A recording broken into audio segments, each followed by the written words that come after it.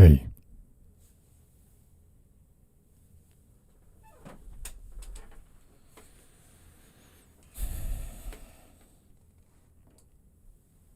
So, starting with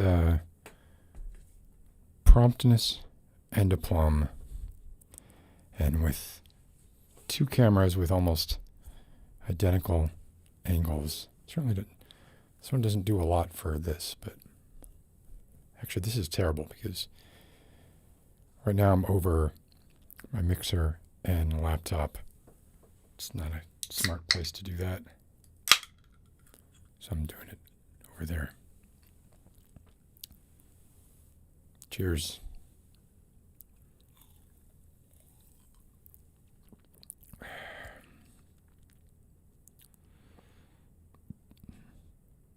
I need another.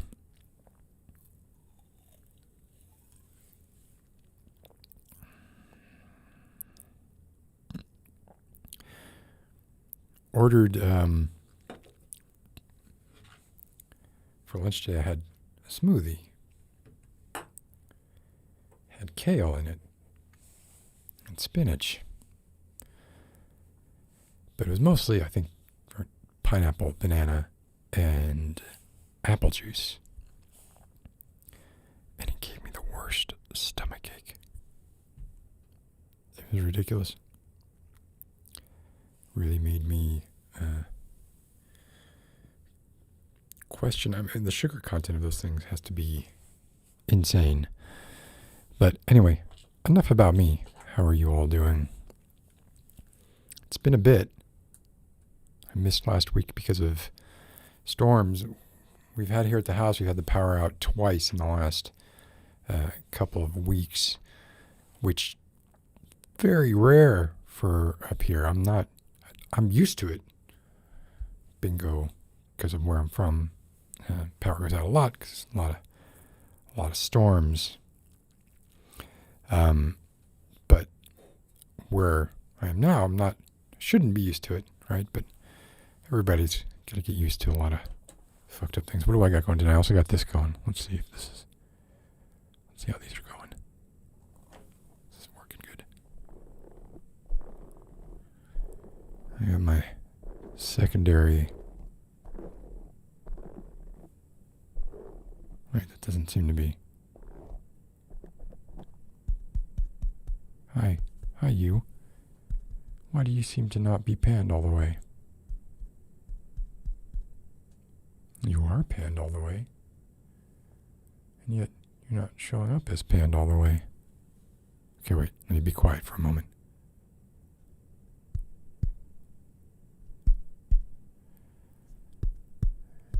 Yeah, you're not behaving correctly.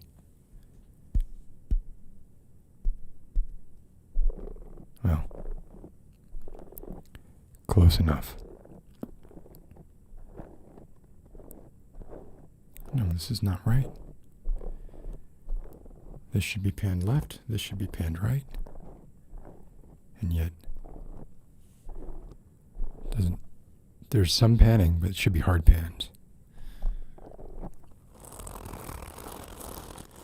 Well, let's mute those for the moment.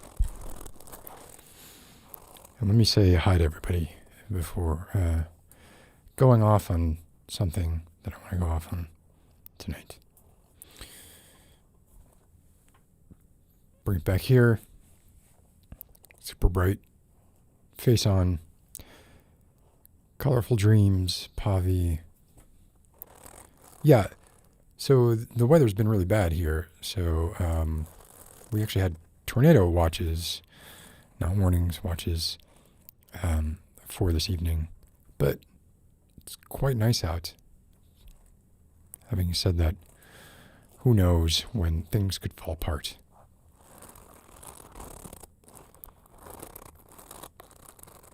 Who likes the sound? This seems to be a divisive sound for a lot of people. I'm a fan of the way it sounds and feels, but some people really hate it. Q, how are you doing? Voice Quills, hi. Laren Lee, how are you doing? It's been a bit since I've seen you. I didn't mean that to sound like I was calling you out. Q, booster shots, the last I heard, September 20th. Right? They're going to be rolled out for pretty much everybody at the, 8 months after? Something like that. KJ, how are you doing? Warp Raven, good to see you. I saw Warp Raven posted a picture of their workspace. It was dominated by 3D printers. I think they were 3D printers. Looked like multiple 3D printers. Lirio, hi. Ice cream in winter. Is that, I don't know. It's not the best time to eat ice cream. There's no bad time to eat ice cream. Right? But I do think it's better in summer.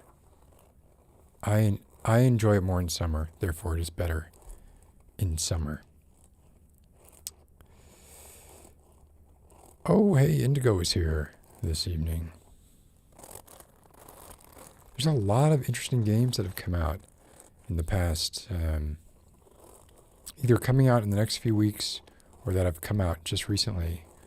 Life is Strange is not far off, which is just so bizarre because I felt like it seemed a really long way away just a month or so ago. And all it does is remind me that these are the last few days of summer. Last few weeks of summer. I choose to frame it as days. PG, how are you doing? Ava, hi. Lexi, good to see you. It's Samantha's birthday today, Q. That would be Samantha Q, right? KYU. Happy birthday, Samantha. Hey, Jessica, good to see you. Hope you're doing well. Whoa, who's this? Mudshrews. Not familiar with the name, not familiar with the avatar. Don't like the avatar, don't like mushrooms. But, welcome. Leela Bruin, hi. Q, why are you super chatting? Why would I do that? Why would I do that?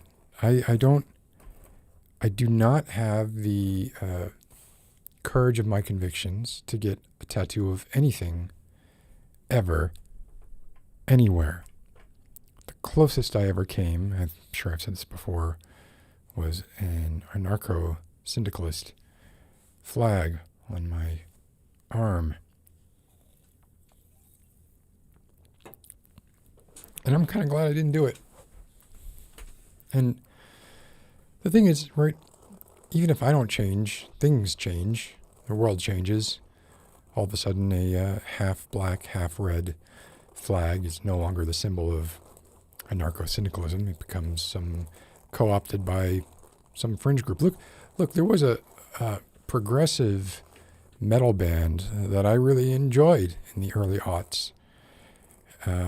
90s, late 90s, early aughts. And their name was Isis. And it was a reference to the Egyptian deity. But what are you going to do? Look what happened to Anthrax, right? Although nobody really cares about that anymore. So even if I pick something that seems, even if it's puerile, at least harmless or innocuous, who knows 10 years from now what's going to happen? And yeah, this is kind of a symbol of my greater fear of committing to any one particular ideology or thing or team or religion or anything.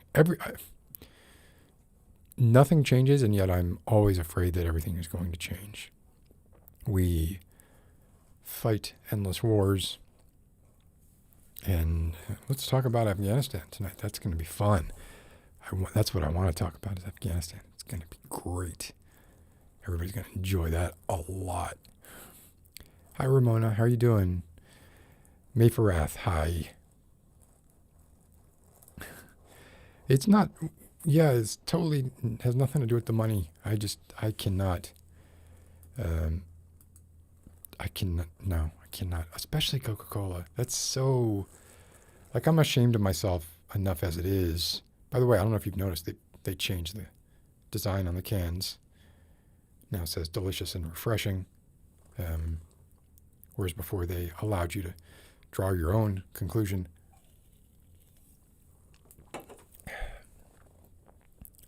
Lexi, school has started. So frightening. And you're in the South. You're down the bayou, aren't you? So, oh gosh, I would just be on edge. I go to, an empty Safeway, and I'm on edge when I'm in there. I go to a restaurant, I eat outside, and if there's someone too close to us, first of all, here's something that I've started doing, and this just goes, I think it really is more about my aversion. Everybody knows I hate attention, right? That's why I do these, it's because I really don't like attention. But I've taken it upon myself to now, like, I cannot bring myself to cough in public, regardless, even if it's like just a maybe I'd go that far.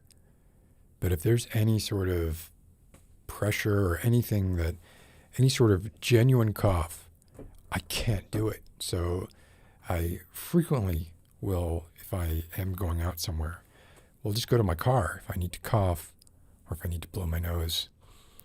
Nobody else seems to care about that. It seems to be quite fine. People seem to be sneezing and coughing and in your general direction, as they please. And then I start to feel an itch in my throat and I have to excuse myself and say, excuse me, I need to go to my car. Why are you going to your car? I might have to cough.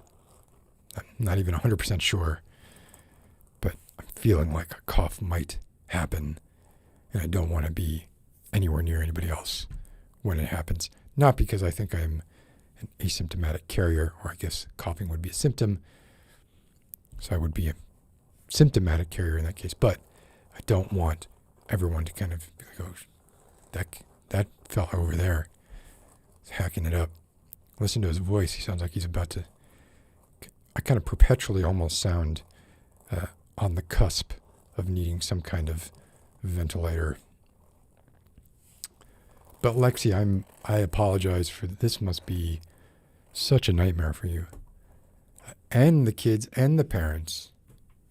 I'm not going to pretend like I give a flying fuck about the anti-mask mandates and the anti-vaxxers, it's pretty scary to see some of that footage where you see, people yelling at other people who had the audacity, how dare they, speak in favor of kids wearing masks to try and prevent the spread of infection. How dare you do that? How dare you impose this small piece of cloth on my face? Got a school uniform, that's fine, right? A mask, no. I can't breathe. I can't breathe with a mask on. It's impossible. I don't want to go off on that just yet. Hold on. Ooh.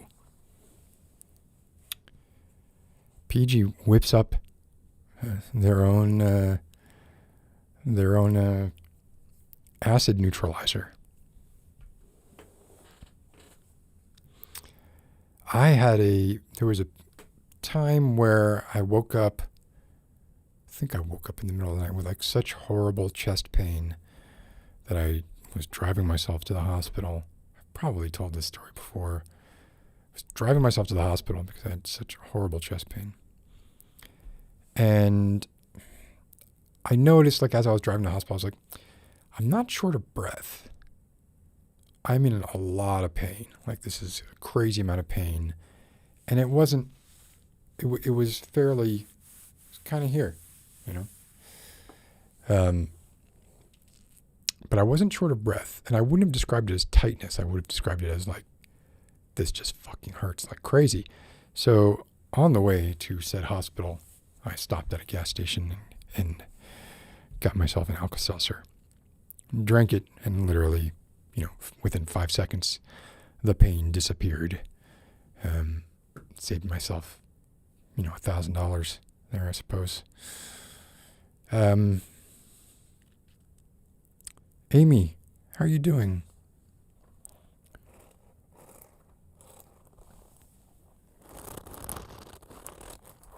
The technical issues being the not panning of the microphones. So I was right then, right? These are not panning. This one's panned. You are panned. But you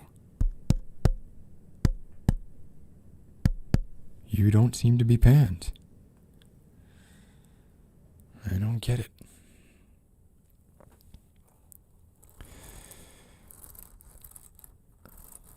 Stupor Mundi. It's good to see you. Hocus Pocus. Hello. Hocus Pocus has one of those avatars. Not quite a face reveal.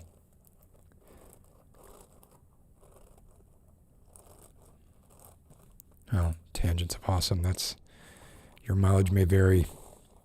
Tangents, certainly, right? People like the sound. That's interesting. That's interesting. I had not thought of it sounding like a cat purring. I have another one that isn't anywhere near as... they're supposed to be a pair, but look. This one holds its shape. This one doesn't. This one don't. It's not stuffed to the same amount, and therefore it makes a slightly different... This one's crunchier, and this one's a little looser. Of course, you also have my pre-arthritic joints cracking in there, just to mix it up a bit. Oh, Amy, so you're teaching too, in person. This is nuts. A year and a half. How? I mean, I'm waiting for when I have to go back to work, right? And actually be in work. I don't know. I'm almost having a panic attack right now thinking about it. I can't imagine if my work involved being around kids who, frankly, they're not going to... going to the car to cough, that's a whole another level, right? They're not even going to know that they have to sneeze until after they have sneezed, and the trails of mucosal infection are strung across like 3 or 4 desks, and I would freak out. I would freak out. VK, I don't know VK, but good to see you. Maybe I do know VK. Everyone's saying, hey, VK, like they know. Oh, the Echomancer. I remember you. Hi.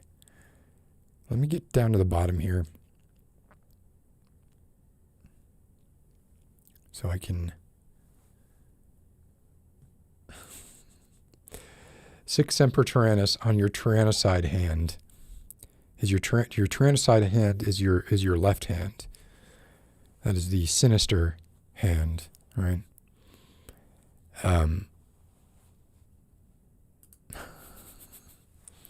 Jeff is your husband, Lexi, right? Prog metal. Yeah, well, I don't know if ISIS is really... No, I think if you consider, it depends. That shit's all arbitrary. What is prog metal? They're much less prog than some other bands, but I would think that ISIS was prog metal.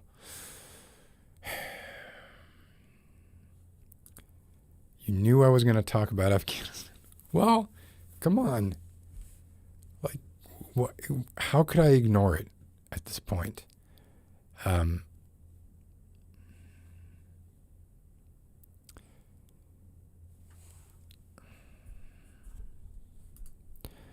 Astonished. It's almost a begrudging respect. I am just shocked at how fast it happened. I'm not shocked that it happened. I'm shocked that we had 300,000 trained Afghan troops. And within a week, Kabul fell. A week. It's almost like... And how many billions of dollars of equipment do we... Anyway, I don't want to start yet. Hold on. I'm almost at the bottom. There are problems closer to home. Yeah, let's talk about those too, but give me a minute. This would be great. There have been things like this that have happened before that I'm aware of.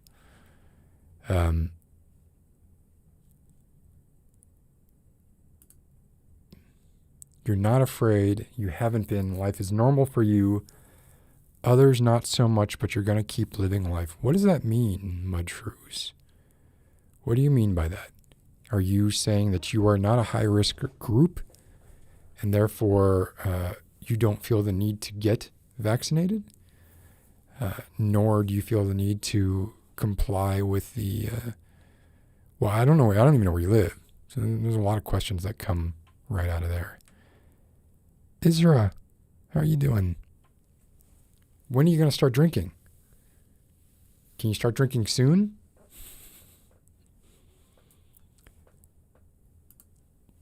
Yeah, I agree. It's always been, but surely you must concede at this point in time, it's tantamount to firing a gun in the air. Probably not going to hurt anybody.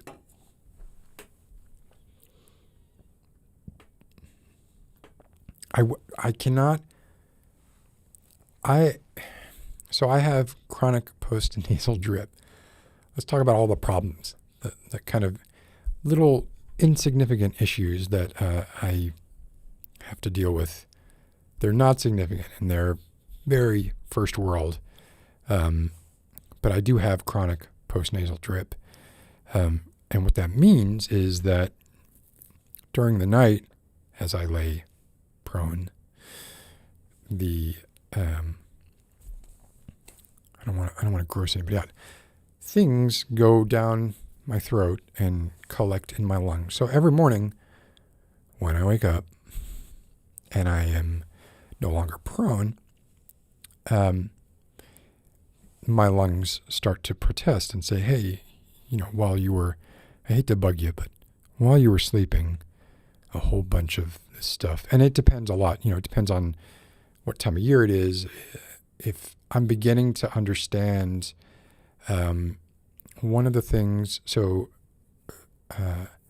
Ardra has been here for a couple of months now, and is very sensitive to dust. And I have allergies, and I know I have allergies, but I've never paid much attention to them.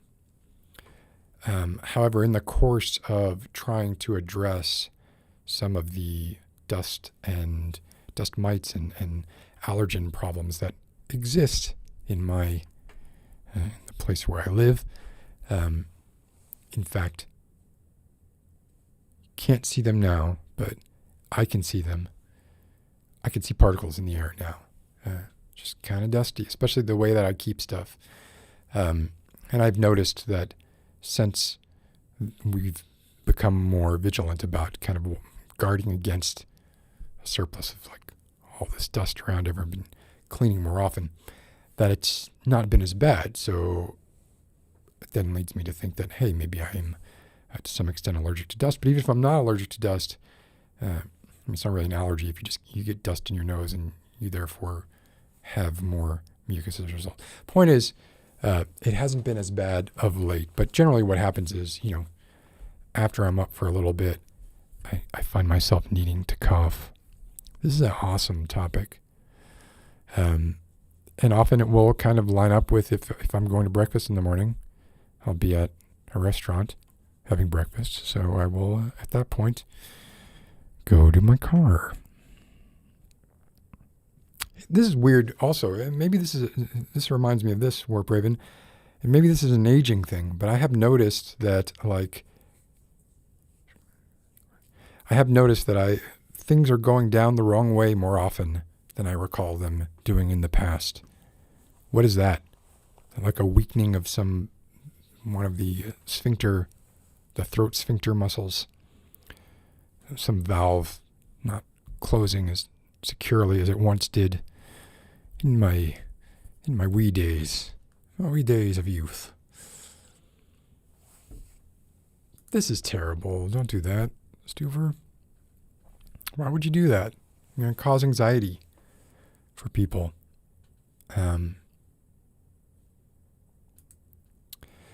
Okay.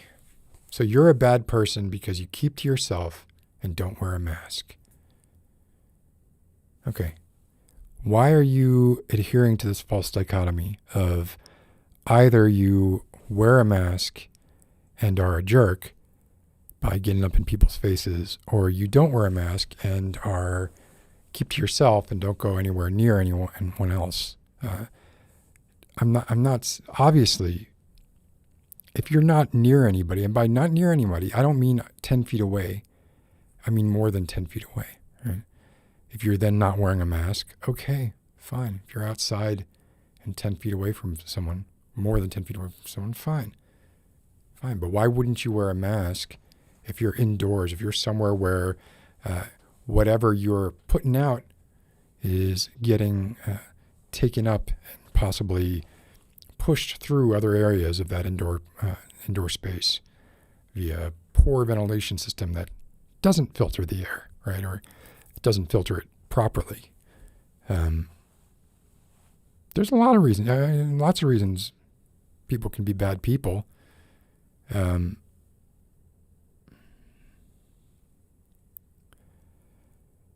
But that's kind of a silly thing to say, Montrose. I'm sorry. Obviously, if someone is wearing a mask and they go up to someone not wearing a mask and yell at them and hit them, then they're assholes. Like, it's not one or the other, right?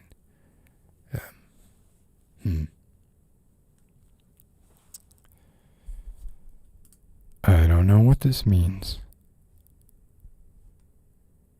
I have no idea what that means, Ezra. But let's talk about this some more.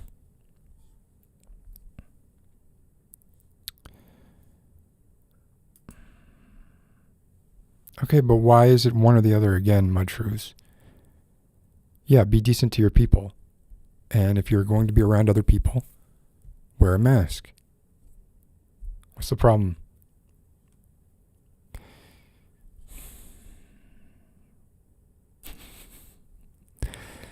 I like that. But this is not, the problem is it's not panned. Q.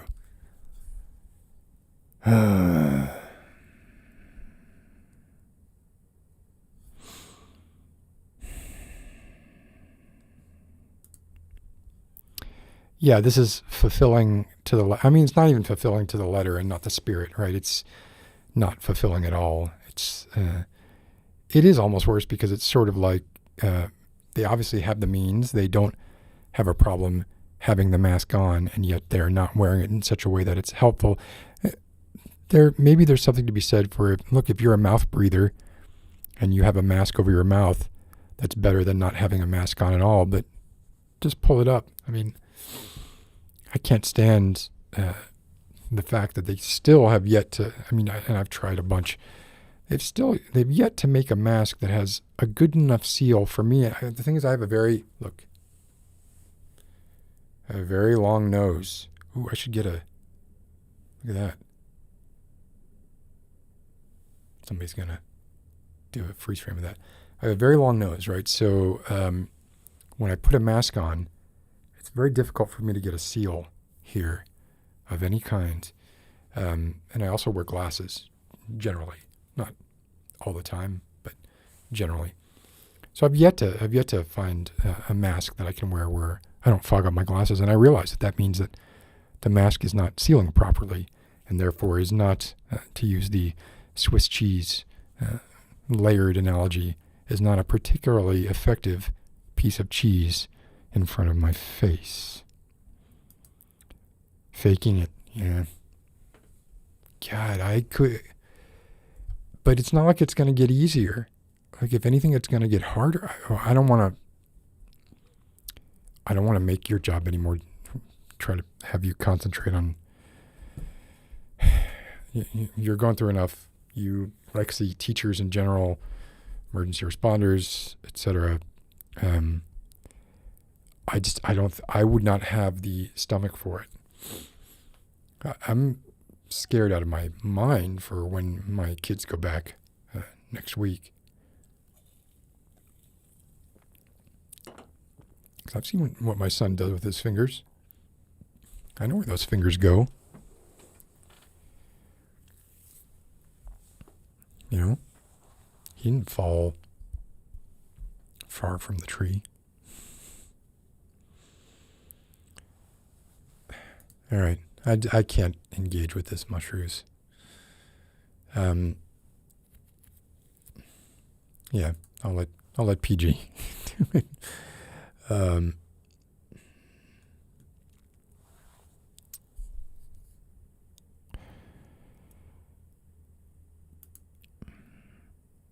So VK, you are in South Africa. Abide to turn mask stuff. I'm not sure what that means. I don't know if that's just a typo. Yeah, I mean, there's the layered approach, right? There's all kinds of things you can do to mitigate your transmission and your reception of said particles, right? It's not just all or nothing. KJ, this is exactly what I'm talking about. Yeah. And it seems like it's just kind of inevitable, right? Look at the fucking governor of Texas, fully vaccinated. I find it weird that, like, Tucker Carlson won't say if he's vaccinated or not, because first of all, by not saying it, he's saying that he was vaccinated. He won't go on record, but he's almost calling more attention to it by refusing to say whether he's vaccinated or not. It's his business, right? The place where I work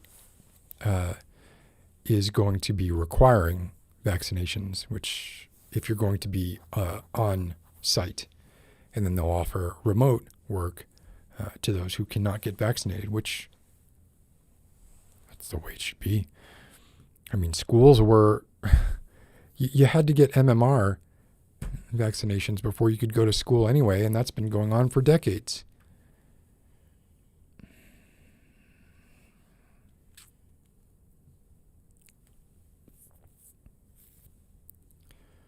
That is not fair, mushrooms. I don't want to dig too far into this, but you're going to be dehumanized.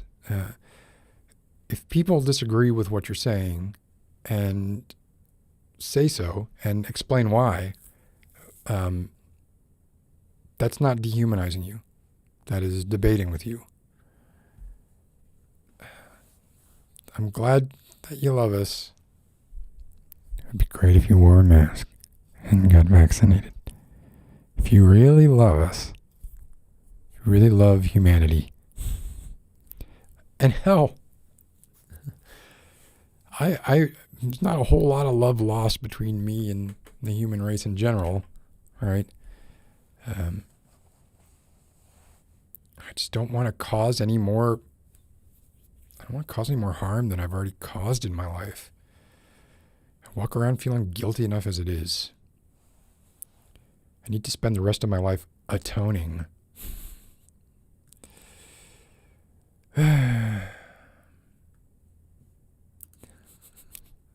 Hold on. I'm doing it.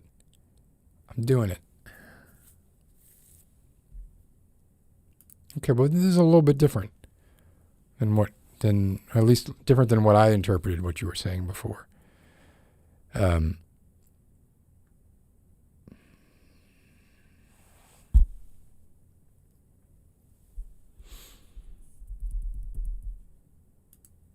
Trust me, no, I'm not hallucinating particles. Now I don't see any. Honestly, like you go back, let's see. No. This is less contrasting. This is punchier, isn't it? Oh, here's a tangent, right? So, okay. Wait, no, this lens right here. I want to do something real quick. This is going to be fun. It may not be fun, but I want to do it anyway. Okay. The lens that you all just saw, the camera that you all saw, this one right here. Okay. That lens is a Panasonic Noctilux 42 millimeter 1.2 f1.2. It's an expensive lens. I won't say how expensive, but it is. For the Micro Four Thirds camera system, it's an expensive lens. Last week,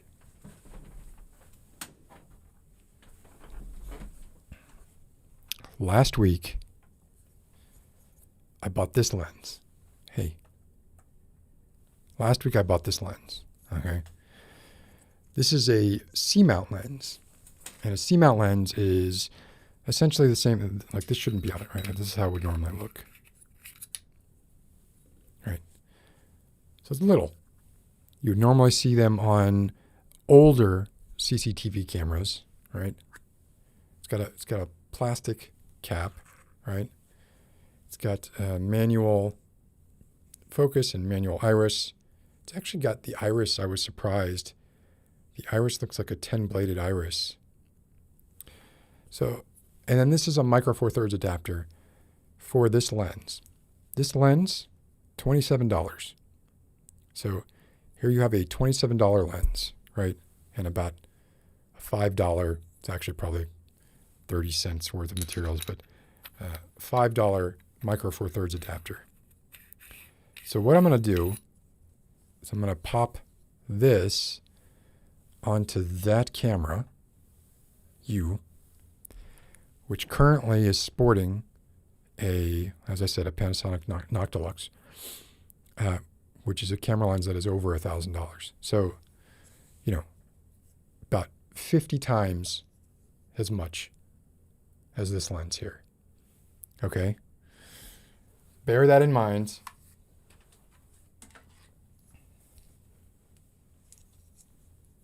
$27 with the adapter. I'm going to, take a close look at this image. Actually, here's what I'm going to do. Watch this. I'm going to screenshot this image. All right, let me screenshot the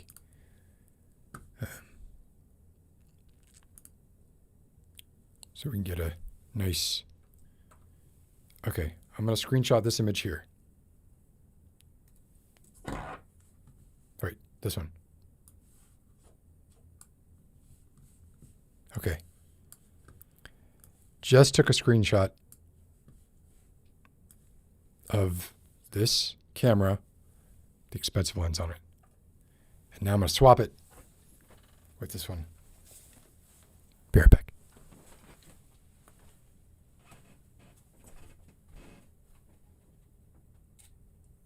I'm swapping the lens.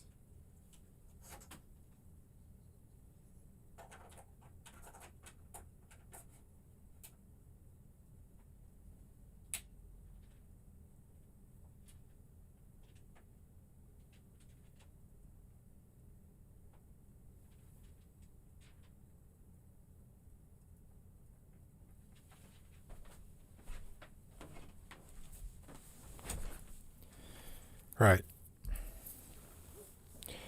Now, one of the things is the less than $30 lens is manual focus. But look, here's the lens that was on that camera. Okay. Now I can't Oh, I can manually do the aperture, I think. Can't I? No, it's stuck in its auto mode because it has, electronic contacts. But all right, I'm gonna switch over to the camera now with the $27 lens, and it's probably gonna be out of focus, but let's see. Okay, let me get in focus. I will come to the lens. And let's take a screenshot of that.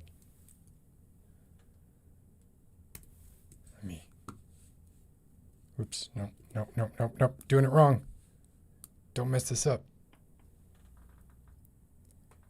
I can't tell if I'm trying to, whenever I try to focus, I always look at my beard because that's how I can really tell what's in focus or not.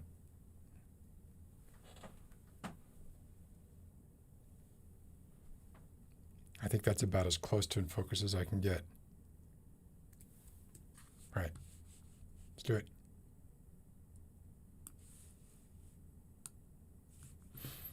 All right. Lovely. So now, 2 images, 2 lenses, same camera, everything else is the same. They're not quite the same focal lengths, but they're close. So there might be some difference there. Now you all probably saw the difference just then, but let's take a look at them up close. Oh my God, I look like a douche. What kind of idiot. So that, I believe that was that is the $27 lens, I think. Now where did that other screenshot save? I don't know. It's hidden under a window somewhere on my... I gotta move this window. Oh, here it is. Okay. So there's that one. Wait a second. Is this right?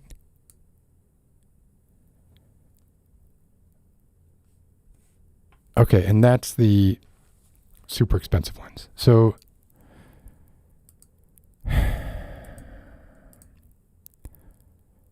there's a difference. There's definitely a difference. Now, is that 50 times better than that? No. In fact, like this one is doing some interesting kind of swirling bokeh around the edges. This one is a little punchier, and obviously, it is autofocus, so I'm able to hit focus better with that one. But why didn't I smile the same in both? I don't know. Anyway, I think the point that I was trying to make there is, do you really need to shell out a whole lot of money for lenses? I don't know. In the past, I've been of the opinion that the lens is more important than the sensor in any given camera. But now, I don't know what to believe anymore. My worldview has been shattered. This is far more important than Afghanistan. Having done that now, I feel like I have to put the other lens back on the camera.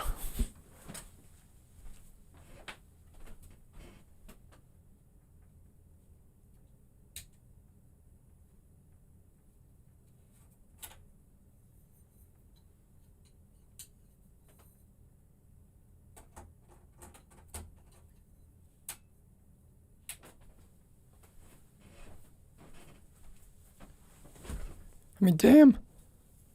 Look at this little thing.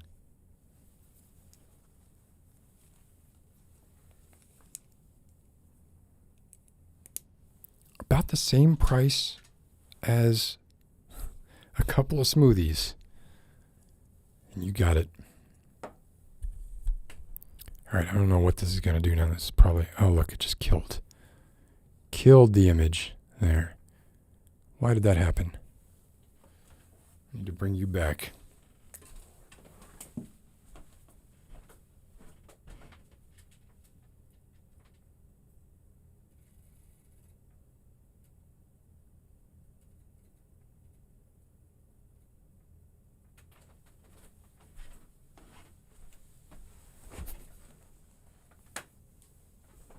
All right. How many people have I lost talking about this crap? Oh, I'm surprised. Actually, it's kind of just back where it was. Shocking. Anyway, how's that for a fascinating bit of lens trivia? So it's a Fujian TV lens made in China. Again, $27. All right. Hey, Paper, how are you doing? Hey, Olevi, good evening. There's probably going to be a lot of people, probably.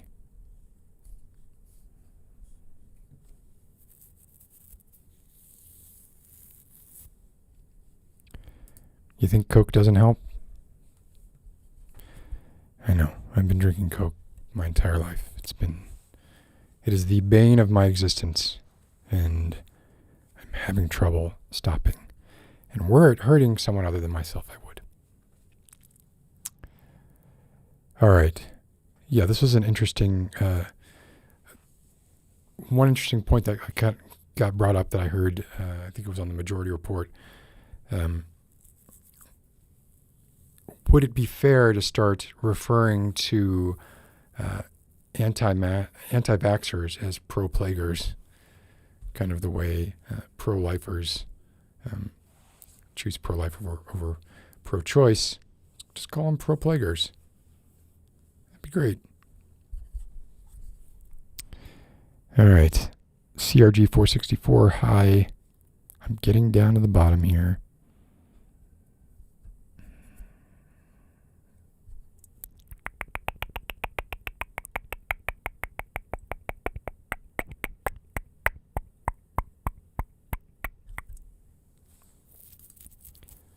I very much doubt he's without a sniffle.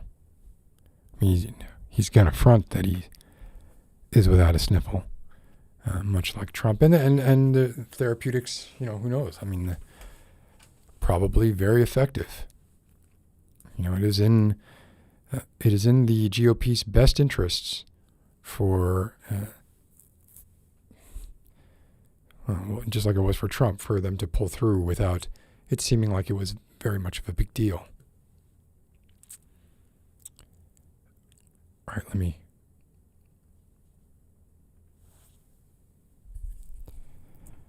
I gotta go. I'm gonna go all the way down to the bottom. But I hope I was able to clear up some questions that people might have had about the Fujian C-mount lens. Go for it.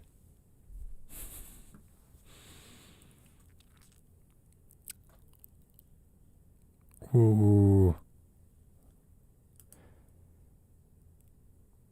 My name is Scott. I mean, everybody, it's very easy to find out my name.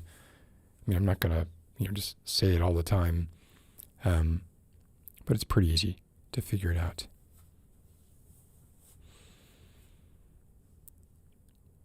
Oh my gosh. The chat is so much more interesting than what I am talking about. All right, I'm getting to the bottom. Oh God, stop typing. Everybody.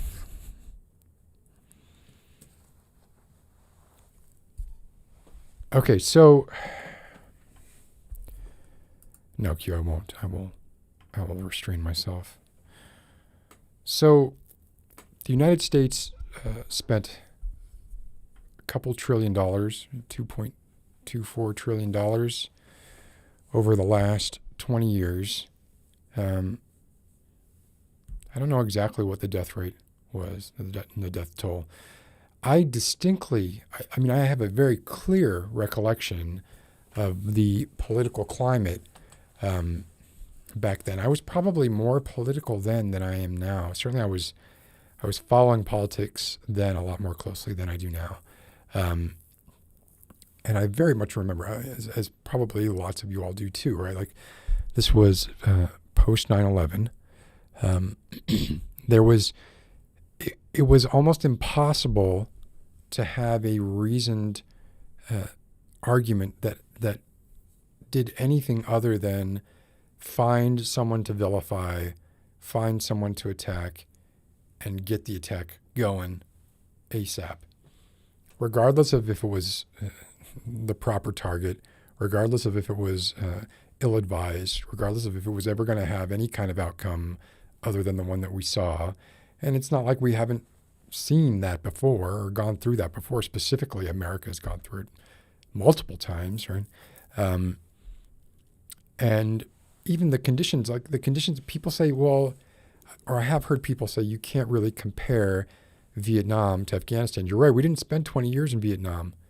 Like we came to our senses a lot quicker. And then you also hear, and you hear this from basically lifelong politicians on both sides of the aisle, that the objectives in Afghanistan were completed. That's fucking bullshit. That's bullshit. So everyone knows Osama bin Laden was in Pakistan. He was not hiding in the caves of Afghanistan. And going into Afghanistan is not what provided us the intel to track down Osama bin Laden in Pakistan. So the net gain of the U.S. presence in Afghanistan was what exactly? If you were a war dog or, a weapon supplier or weapons manufacturer or, say, Volkswagen or Humvee, you were making a lot of money off Lockheed. Like it was right. So where I live right smack in the middle of essentially the DoD complex. Every building around here, and they all have some of the dumbest names. Like, not that this means anything, right? But they have some ridiculous names. If you drive around and look at the buildings in the area where I live in Northern Virginia, which is just across the Potomac to the southwest of D.C., literally like 5 miles to the White House, right? You just see these buildings with names like Raytheon, right? Nada, Mantech, some pretty kind of ridiculous sound, B-A-E. And I remember when I came here, first of all, like it was, you want a government job or you don't want a government job. You want a government job, or more specifically, you're working in the private sector for a company that's subcontracting for the government. You can just throw a rock, and whatever building's window you just broke, they're going to be subcontracted by the DoD, usually the DoD, or hell, you might have actually hit a CIA building, right?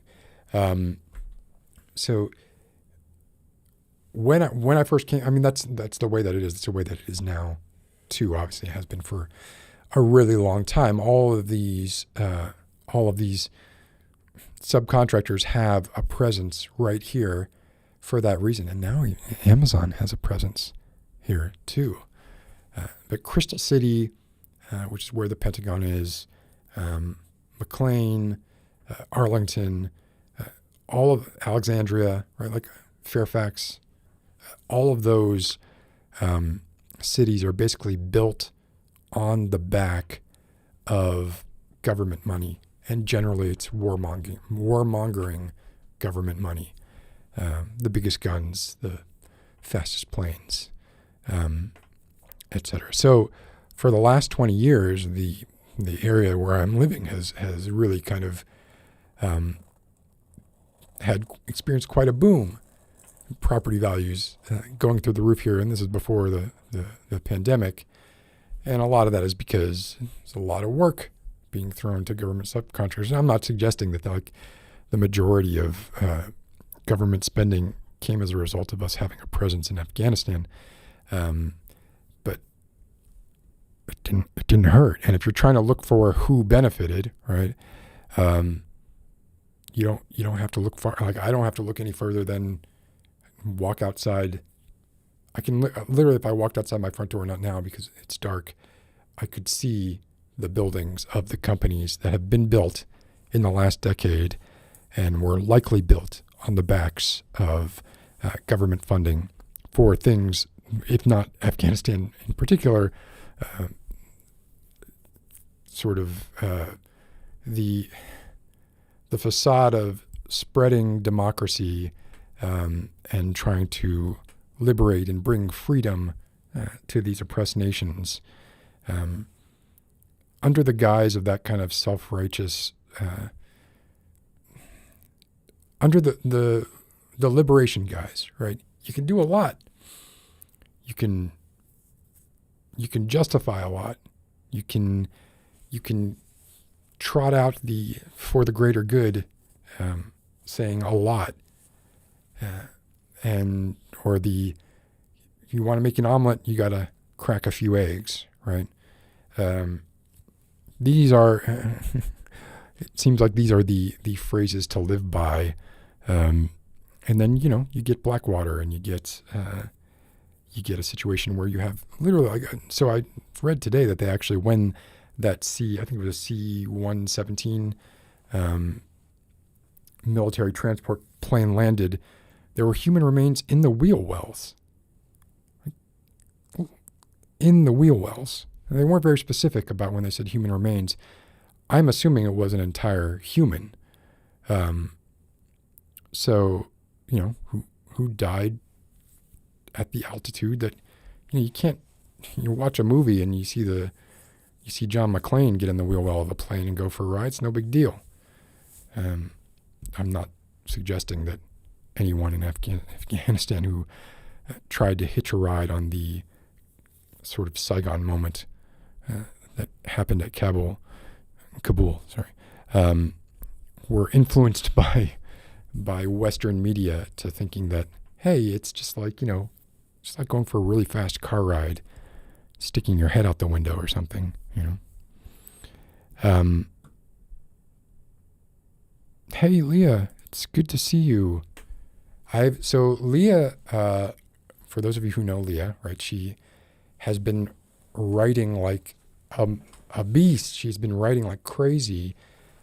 During the pandemic, was putting on all kinds of Zoom-related shows and plays, and I was kind enough to let me be a voice in a couple of them, which every one of them was a blast. I had such a good time doing that.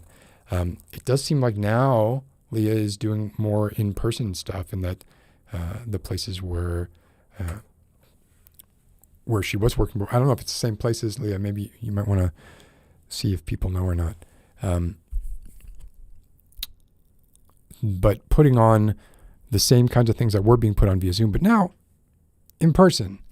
I'm actually curious how that's going. Because I've watched your Instagram feed, Leah. It's been exciting to see. Anyway,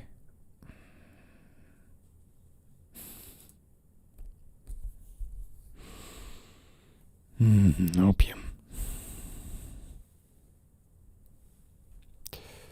See, I'm not that familiar with the exact logistics of how the Silk Road works, right?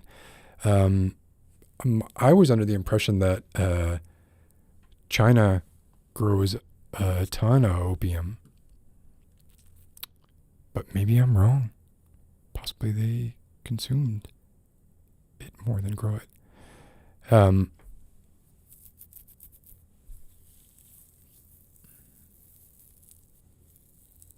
I do too, Pavi.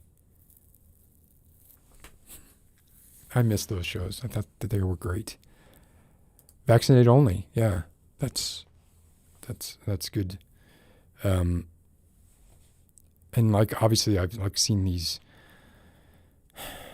really sort of amoral bastions of like why I have very little hope, just in general, offering, knockoff COVID vax cards,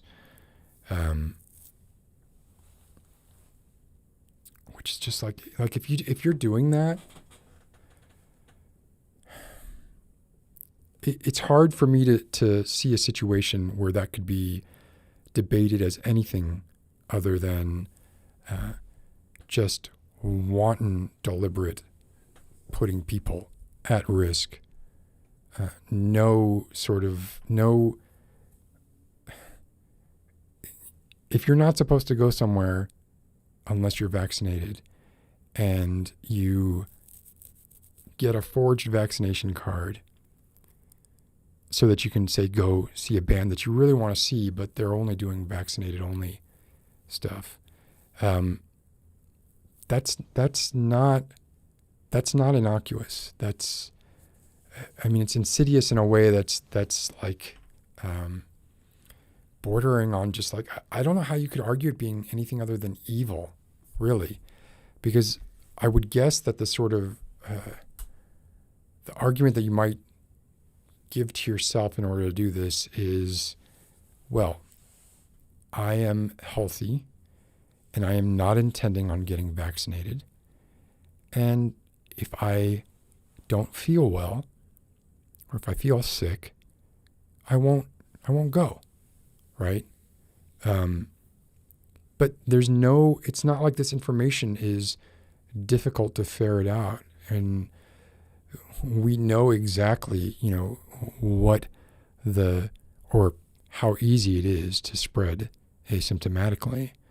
And if part of this problem is also like, look, part of this was miscommunication, right? Like the CDC really sort of fumbled a few times. I think you'd be hard pressed to find a situation like a global pandemic, right? Where you're not going to have some missteps. You can criticize the CDC, I think, and be okay. It can be, your reasons for criticizing the CDC are rational and just, and you can kind of look at it and say, well, the other side of it is, hindsight's 2020, and we maybe should have worded this a little differently. But, we're in the middle of a global pandemic, and, we did the best that we could. And I get that, right? But some of this communication of like using the removal of masks as the carrot for the stick of getting a needle stuck in your arm, that was certainly like misguided in retrospect, right? Because vaccinated or not vaccinated, you should still be wearing a mask. There's a reason that breakthrough infections of vaccinated people are comprising a large number of cases nowadays, because if you just think about it, it stands to reason, right? You have a percentage, let's just say across all the vaccines, the good ones and the crappy one that I got, if you take the average, let's say like 80% efficacy at preventing you from getting disease, right? So 20% of the time, what does that mean? Does that mean every time I get exposed to a significant amount of COVID viral load in one of my mucous membranes, every time that happens, there is a 20% chance that it could develop into disease? Because then that just means if I'm vaccinated, then I just have to put myself in a situation where I would have gotten infected when I wasn't vaccinated 5 times, and I'm probably going to get it. I don't know if that's exactly what it means. That's the kind of stuff that's a little difficult to kind of ferret out, right? But it doesn't take much to imagine, right? If you were given this sort of idea of, which a lot of people had, especially around July, right? If you're vaccinated, all bets are off. Do what you want, go where you want, mask off. Like literally signs in stores that said, mask off only if you're vaccinated, which right? The people who were anti-vax are also anti-mask. So, you have people who are going in there who were just like, yeah, I'm not going to wear a mask anyway. And people are going to think that I'm vaccinated, and that's why I'm not wearing a mask. So you had people who were vaccinated sort of exposing themselves in ways that had they not been vaccinated, they wouldn't have dared do.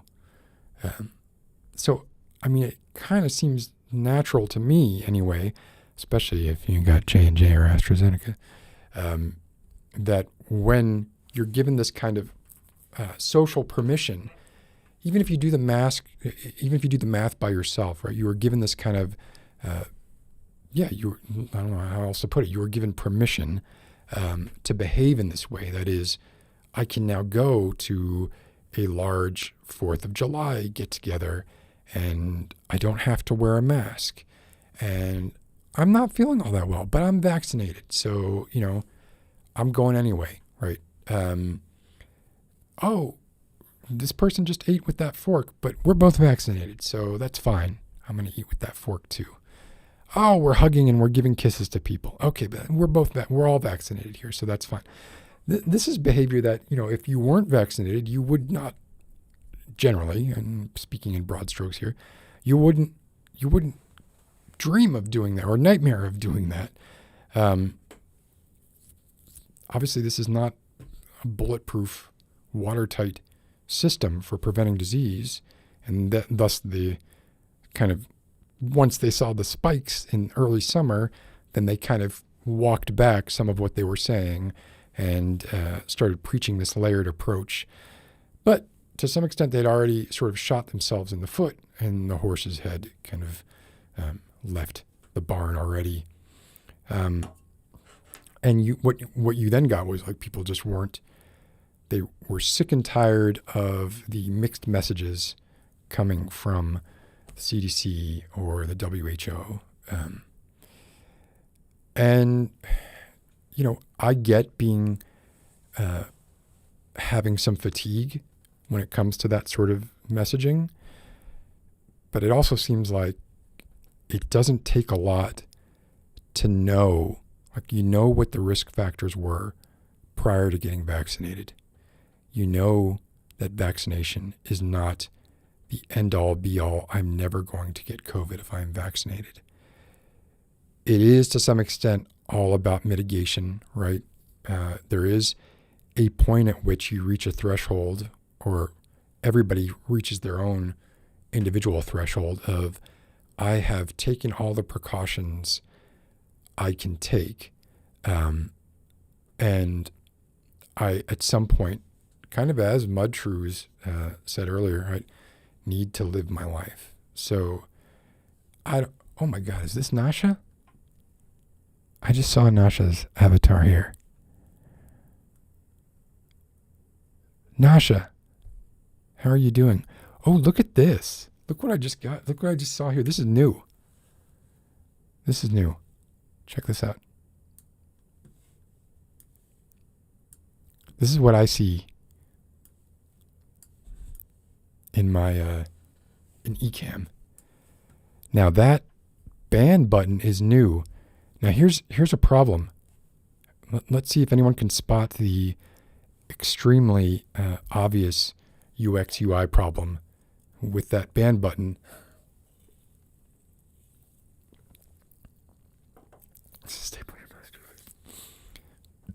That's right. It is the fact that the band button is so close to the add to broadcast button. Right next to it. Wait a minute. What? You're not Nasha?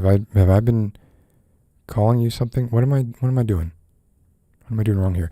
I need someone to test this ban on. Who can someone volunteer to be banned just for a moment?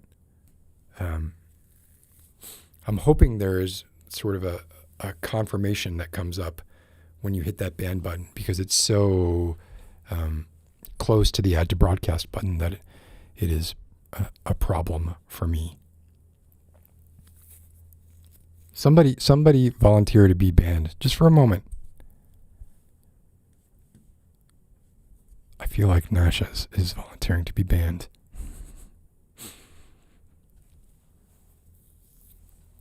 I just want to see what happens. And I will immediately unban you. Oh, Leah got in first. Okay, I'm banning Leah. Here it goes. Oh, okay, it does. It does. Here, see. Look, check it out. Letting you all see. You're all seeing behind the curtain. Now let's see how easy it is. Okay, I just banned Leah. And look what it does. Look at this. It's lovely. It immediately gives me the ability to unban Leah by just clicking the unban button. So maybe it's not such a UX UI problem after all. Let me unban Leah. Oh, okay, Leah, you should be unbanned at this point. Let's hope that worked. Leah? Leah, are you back? All right. Wow, that power can get to you. Mm-hmm. Anyway, COVID, Afghanistan, what else has been going on? I had my list here.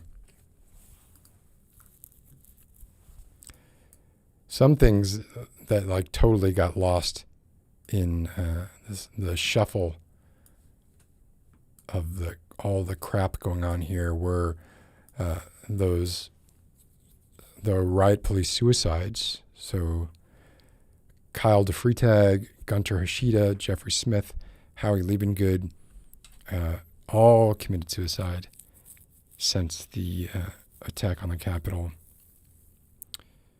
which I don't hear people talking about anymore.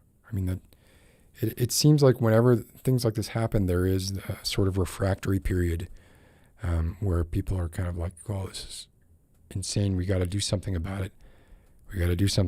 And then something else comes up in the news cycle and it's just forgotten about. The day after there were 2 suicides reported, and then they actually happened like a week before, but then it was released to the public that they occurred a few days later. And then after that happened, there was an active shooter at the Pentagon. And then Andrew Cuomo stepped down,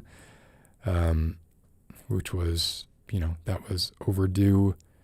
And then we had stuff like this. Look at this. Let's see if I can put this up. Well, this isn't new. Has anyone seen the sort of the ad for the upcoming Bob Ross documentary that has this kind of nefarious undertone to it and this kind of implication that it's going to unmask the real Bob Ross?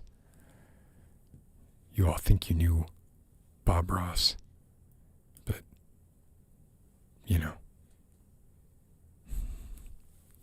what about Bill Alexander? I wonder if it's going to be about the Alexander Ross feud. Could we have another Tiger King type situation on our hands between Bill Alexander and Bob Ross?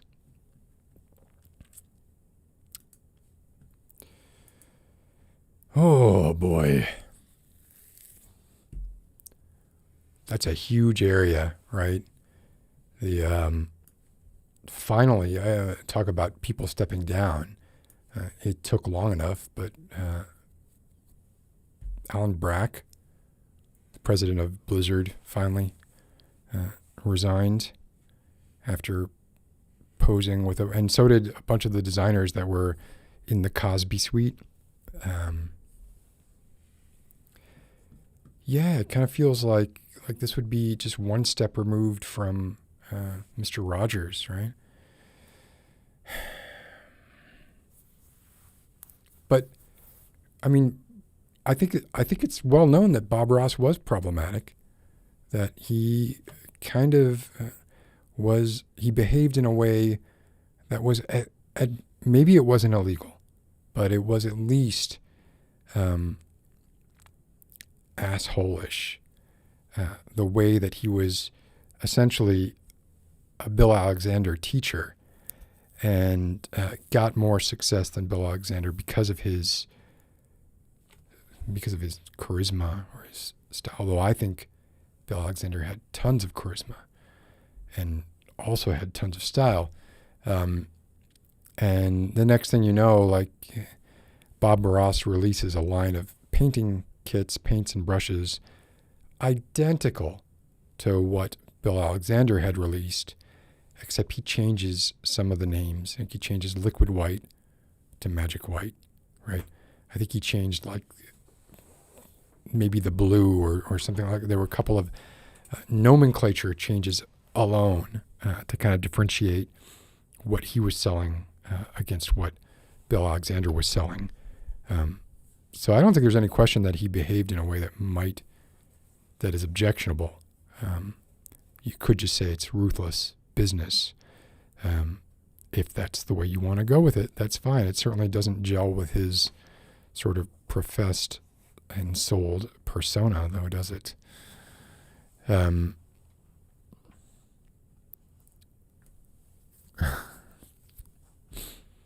Sorry, reading some stuff here. Yeah, you want to talk about this butterfly composure? Do you want to call up and talk about it? I'd be happy to. If I can find my... Look at this. This was a conversation about when Barack Obama ordered the death of Abdul al-Awlaki. I'm not sure how to say his last name. But this guy was an American citizen who was the son of a jihadist. And this reasoning that was given, so the question is, it's an American citizen. He's being targeted without due process, without trial, and he's underage. He's a minor. And the response, I would suggest that you should have a far more responsible father if they are truly concerned about the well-being of their children. I don't think becoming an al-Qaeda jihadist terrorist is the best way to go about doing your business. Like, this is the excuse that was given as to why this minor was targeted and killed by a drone, was that his dad was a bad guy. So he was probably going to be a bad guy. He wasn't maybe he would have. Doesn't matter. That's like human rights 101. Anyway, I was actually looking for this.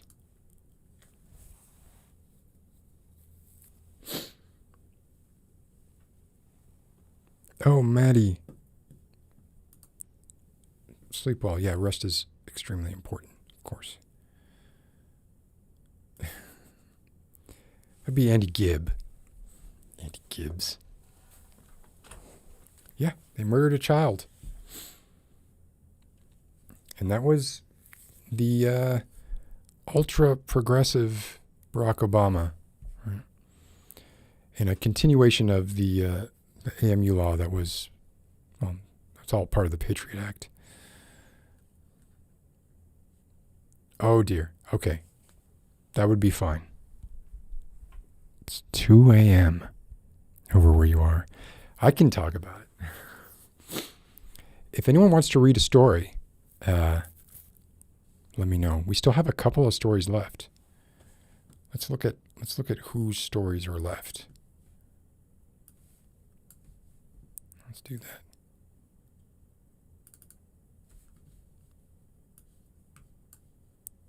I really should have done this in a more structured way, but I did not.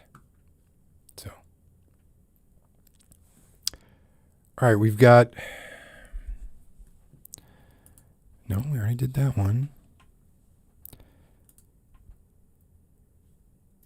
We've got Nick's story, Chill, which has not yet been read, I don't think. God, someone correct me if I'm suggesting stories that have already been read. Red.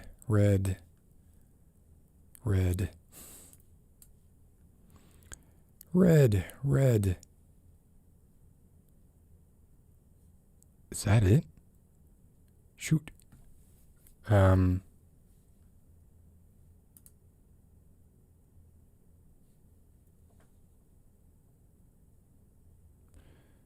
What is this? Look at this.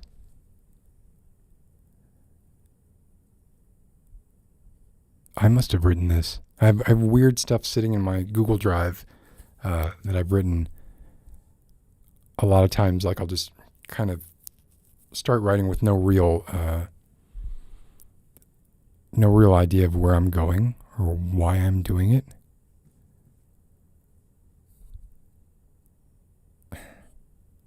I'm not reading this. This is bad.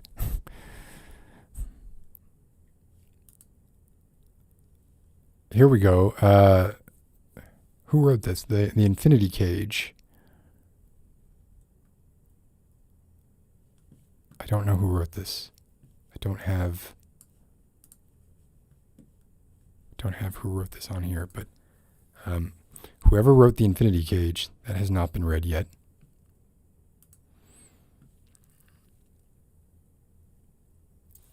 Good night, VK. Thank you for hanging out.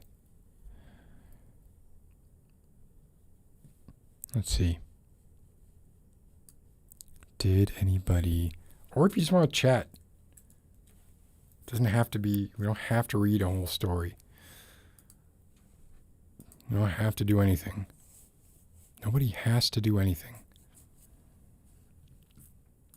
Maybe I'll read one, because nobody emailed.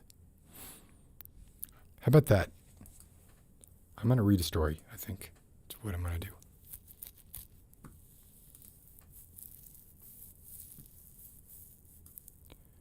Should I read Nick's story? I think I should read Nick's story. I wish that somebody else could do sound effects as I'm reading Nick's story. Wait, how long is Nick's story? Oh, goodness. Oh, it's not that long. Tree-haired ginger ale. Okay, so the other one is yours. Okay, wait. Infinity Cage is. I'm gonna put. It says that I'm suggesting, but I'm suggesting putting tree-haired ginger ale as the author. That is my editorial suggestion for this. What are we looking at for word count on this? Oh yeah, this is kind of long.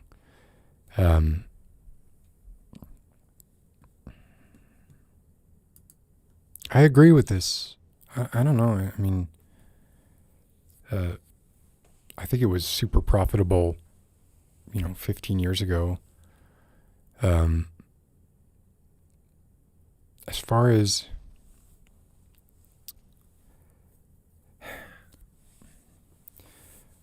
the problem with game development can probably be summed up pretty simply, which was in the late 90s, at least the current state, right? Like the companies that got big over the last couple of decades. In the late 90s, there were a lot of generally sort of young white males who were coding games, right? Coding very simple, small games.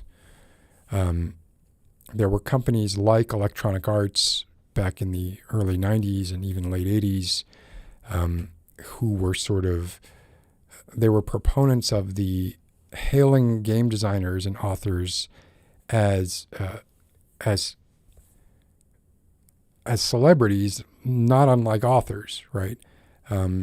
So if you look at old electronic arts games, they would often have the picture of the lead designer or programmer on the back. Old electronic arts games also looked like records. They were purposefully done in the style of like a small record, gatefold sleeve, the picture of the primary author on the back. So you ended up with like this group of individuals who were basically promoted to the level of their incompetence. And in a lot of those cases, the level of their incompetence was CEO, right?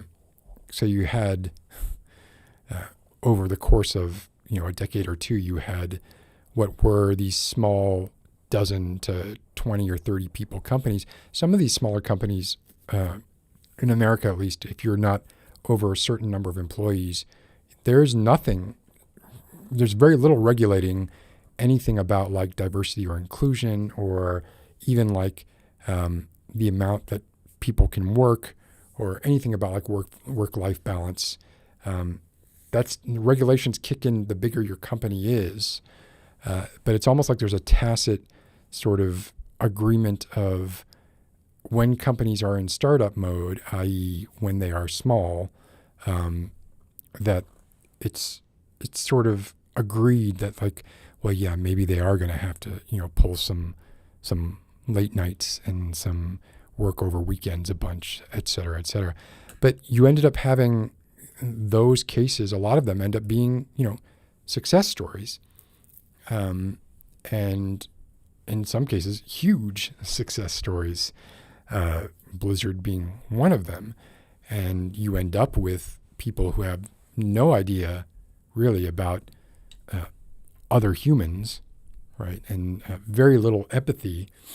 There's probably a fair degree of sociopathy swimming around in there. Becoming the CEO of multi-million-dollar corporations and sort of establishing the baseline for what is acceptable in the industry, right? So that was certainly my experience. And it didn't matter if I was working I worked for companies that had, I worked for a company that had like 10 people when I started there. I worked for a company that had like 6 people when I started there. But I worked at companies that had, 300 people working on a game. And in between, right? Like, around 100 people in the company I worked in.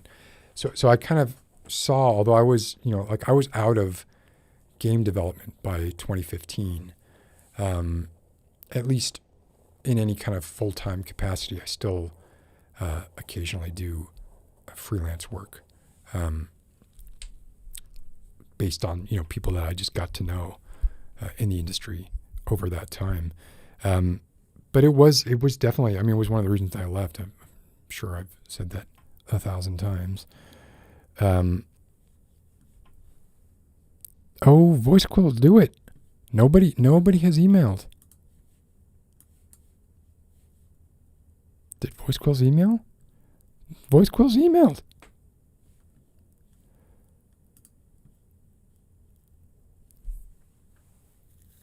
Okay. Let's try this. I don't know why I'm saying let's try this. We know it works. Voice Quills, if you want, you probably don't even need to wait for the link. You probably remember the link or maybe have it somewhere. Here, wait. I will get the link and send it to you. Oh, you are. I didn't need to send you the link. I didn't need to do jack. Voice Quills knows exactly what to do. Okay, so I'm going to reply to this with Nick's story, only because it was shorter. Significant. Well, you know what? No. Are you okay with doing a 4,000 word story, Voice Quills? Or would you want to hand it off in the middle? We could here, let me bring on. Let's talk about this on air. How about that? Hello, hello. Hey, how are you doing? I'm doing good. How are you doing? Good. It's good. It's good to see you. So what we have now are two stories. Uh, Mhm. the reason that I would probably lean towards the longer story is because the author is in the audience tonight, right? Um, and if you wanted to do something where, if you found that like halfway through, you were flagging a bit, I'd be happy to come in and what do they call it? Clean up bat? What, clean up hitter? Be the cleanup hitter. I'm using a sports metaphor. I don't know what the fuck I'm talking about. I'm pretty sure it's like an American sport thing that we don't have here in the UK, so I don't know anything about it. I don't know anything about it either, so I don't know why I even tried. But would that be something that could work for you? Where if it Yeah, that'd be fine. okay, and just really at any point, then if you're like, oh gosh, I'm going too long, then say, and I'm handing it over to me, right? Cool. All right, let me send this to you. So this is going to be tree haired ginger ale's story. Um, which is called The Infinity Cage. Let me. Apparently, I'm in left ear only, but let's see if that's okay now. I did the usual swap mic, swap back. See if that Oh, fixes it. yeah, no, you are in left ear only. All right, Could you try it still? one more time? Um, You're both, or at least okay, this one's fine. Yep, that is Okay, both. all right, cool. Let me send you this link. Share. Get link. Sorry about this.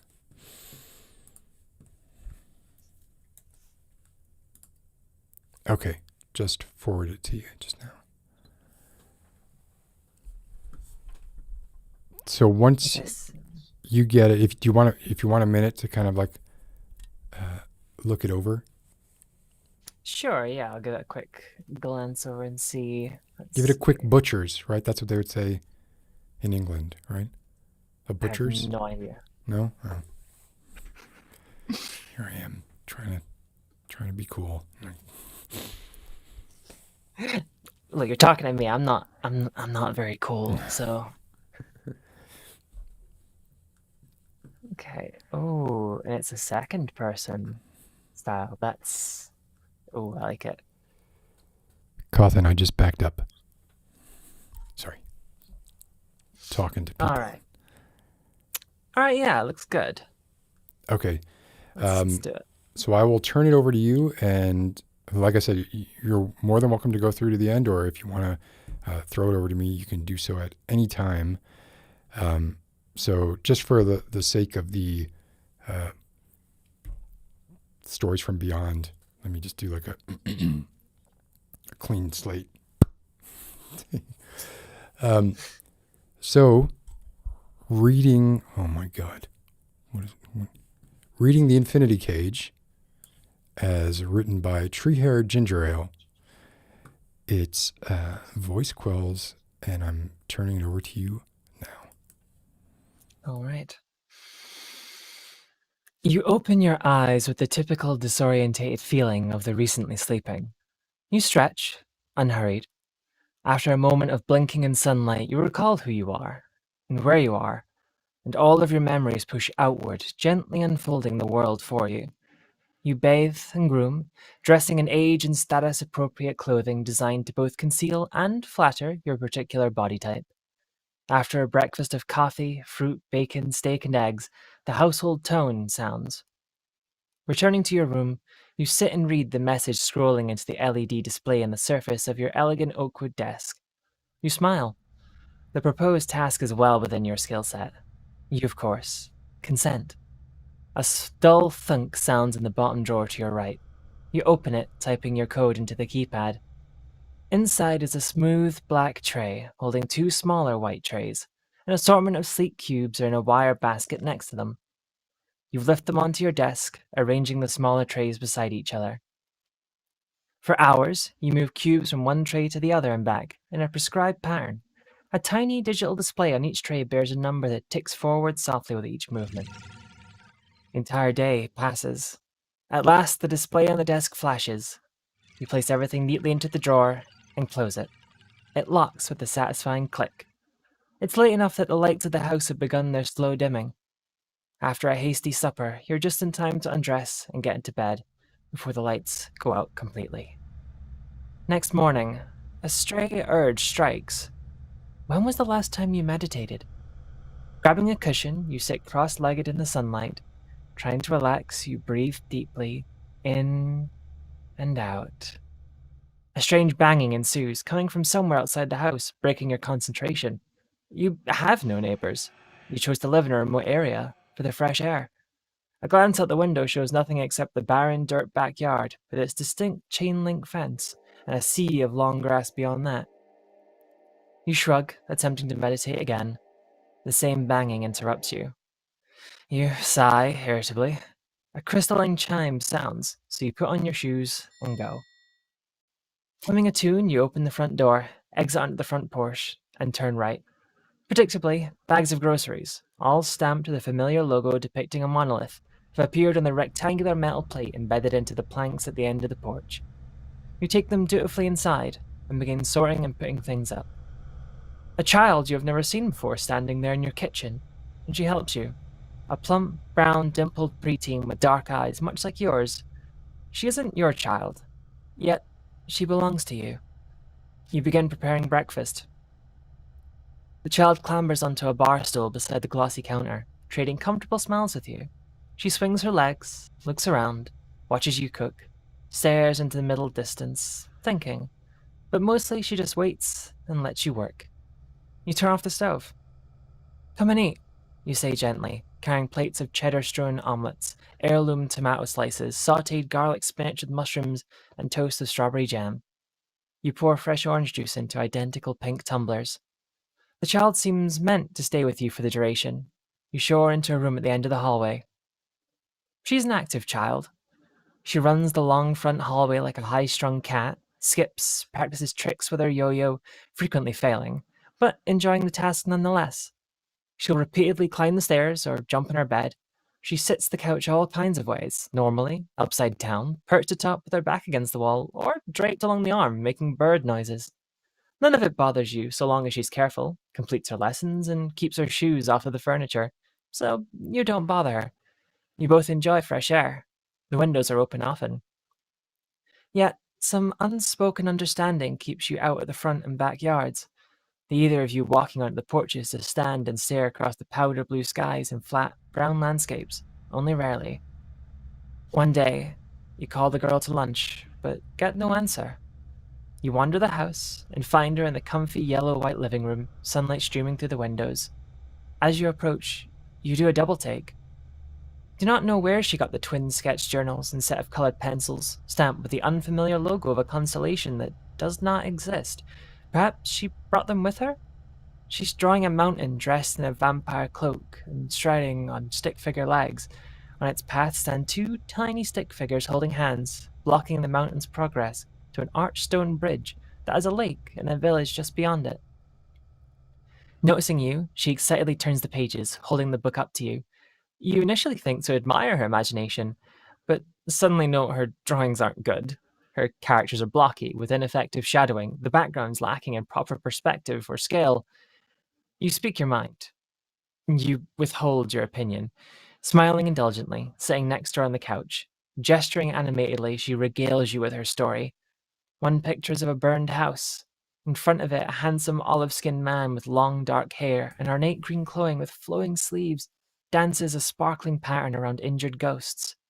Another shows a herd of draft horses being tended by an idealized version of the child once grown, a tall black woman with strong arms and thick frame, wearing a pretty crimson sleeveless top, brown breeches and boots, and dandelions dotting her large poof of midnight hair. It's a rousing adventure, featuring a mysterious mountain and a romance between the brave stable girl and the worldly spirit tamer. She continues, one picture showing the heroes at the mouth of a cave in a dark forest, within which a spined, wolfish creature speaks, staring at them with glowing purple eyes. She showed you a blimp made of feathers, its compass a large, iridescent egg, steered by two hands in smart-looking caps, the balloon keeping it aloft as a cloud. You can't help but grin as the pair journeys across the land, and together wins the day. You feel strange, like a sleeper roused from nightmare into paradise, your heart deeply stirred by our hopeful descriptions of young love. Yet, soaking through your mind from outside to within, a sobering thought occurs to you. Perhaps this is why the child is here. Just like you were at her age, the girl is precocious and creative, but even less attractive than plain. Like you, with too much coloring, an ample, rounded nose, stocky frame, and small eyes. Like you, with unsettling stare and less than ideal social abilities. You recall that you too had to learn, over a long, arduous series of painful experiences, to expect the impossibility of such things as adventures, accomplishments, and relationships. She must be meant to help her gain that matured understanding, to reinforce but also soothe the acid etch of that sad yet vital knowledge, till it becomes a vast, harmless white noise buried deep in her subconscious, freeing her from unproductive distractions and guiding her towards attainable goals in life. You place your hand gently on her shoulder, explaining that while you enjoyed her story, the heroine looking like either one of you is unrealistic. You are both assigned an unsatisfactory ROAB, ranking of appearance and behavior. Neither one of you are truly capable of love. Yet, she should take it in stride. After all, look at you. You're comfortable and content, living in a clean, peaceful home, provided with sustenance, clothing, warmth, and purpose. Despite your undesirability, lack of skill, and lack of social grace, you grew up just fine. You smile reassuringly, even dotingly. But the little girl emits a brief whimper, fixing you with that strange stare, confusion and askance at war in her countenance. She doesn't seem to know what to say. Finally closing her sketchbook, she draws her knees to her chest. You reply quietly that lunch will be on this kitchen table and leave her to her thoughts. She'll have to get used to these ideas and process the emotions of them before being able to discuss them further. Yes, just like you did. She'll need time. Next night, you can't stop thinking about the encounter. There's a vague memory in your brain, sunken, like a body with cinder blocked feet at the bottom of a lake, a habit you once had. Tentatively, you get notepad and pen and write the numbers 575, first horizontally, then vertically. It was a syllable count for a kind of poetry you loved, wasn't it? You weren't very good at it, but you enjoyed spending hours at the attempt. Your pen hovers over the page. Banging ensues somewhere outside the house, breaking your concentration. You get up, look out at the yard and starry sky, seeing no source for the sound. You sit back down and try again, and the banging returns. Immediately, the lights start their glacially slow dimming towards total darkness, signaling that it's time for you to go to bed. So you put the notepad and pen away and sleep, forgetting your previous intentions completely in the process. With the next allotment of groceries, you find a new dietary plan, along with a note card with a logo depicting a monolith. On its reverse, you are informed that the girl has not displayed a satisfactory level of talent to warrant having possession of sketching materials. You are instructed to remove them immediately, to be placed on the rectangular metal plate on the porch. The plate sinks with a whir into the dark space beneath the house and returns empty. Days later, she's drawing again. In the following weeks, you regularly inspect under beds, inside cabinets, behind curtains. Once, she hides her bundle in an air vent. You cannot for the life of you understand where she's getting these materials. Perhaps you don't try hard enough to find out. Peculiar. Nonetheless, your diligence frustrates her. Each time you smooth her coily hair, nodding as if to say that you know how this feels. You know because you were this way when you were a child. You tried the same tricks, engaging in pointless projects and adopting fruitless habits, like an unruly vine, ignorant of the greater purpose to which you would be pruned and trained to grow. One day she will thank you. The child quiets. Yet, as time passes, you receive the incessant feeling that you're still failing her. She does not yet seem content with the structure of your lives. Isn't it misguided, this tendency to wish to be more than directly prescribed, as tumors do? It's not just mental or emotional, but physical. She must learn to take up less space in the world. One afternoon, while watching her practice her cursive in unnecessarily large letters, an idea is delivered to mind. You drape a tarp neatly over her bed. You hear a crystalline chime and find a little cart on the front porch. It's laden with medical instruments. Rolling the cart into the house, you place it next to her bed. Calling her to you, you instruct her to sit, remove her clothing, and put on the provided paper gown. You lift the gown and inspect her sides. Despite the new dietary restrictions, little rolls of fat have settled there. You calmly lay upon her side, and with the surgical knife provided, carve away the excess. I said, you calmly lay upon her side, and with the perfectly sharp and sterilized knife, gently carve away the excess, knowing full well that all of the necessary tools, sutures, pain relievers, antibiotics, bandages, and other supplies are also sterilized, neatly arranged, and at the ready, enabling you to provide her with the very highest quality of care. You spend 5 minutes with the knife hovering above the errant mounds at her waist, before grazing once along the brown skin, succeeding in only shaving a few tiny hairs from her body. You wordlessly recoil, pack away all equipment, and flee from the room, after which the trembling girl slowly sits up, staring still as stone through wide eyes at nothing. You walk swiftly towards the back door in urgent need of fresh air, light-headed, mind reeling, pinpoints of brightness flashing in your vision when that singular tone sounds throughout the house. You automatically stop in your tracks. You return to your room. A new task has arrived. A simple one. Desperate to think about anything other than recent events, you consent. Automatically repositioning LED lights create a stylized keyboard and screen on your desk surface. For hours, you type assigned affirmation in varying font sizes and styles, sayings to be used on cards, posters, presentations, etc. You write, "Yes, I am pleased to do so. This will help us all. It is reasonable. It's for the good. It is my duty." It's a boring task, despite the fun shapes and colors you're asked to use. Yet, it's meditative as well. Afterwards, you feel much calmer, even normal again.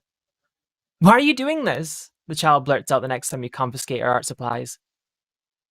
For a moment, you can't find the words. You almost say, "I don't know."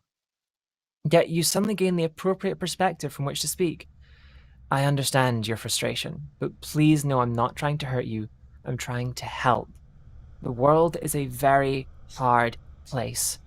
The people you will meet one day have limited stores of energy, time, and attention to spare, and people like you and me, we can, without meaning to, overwhelm others.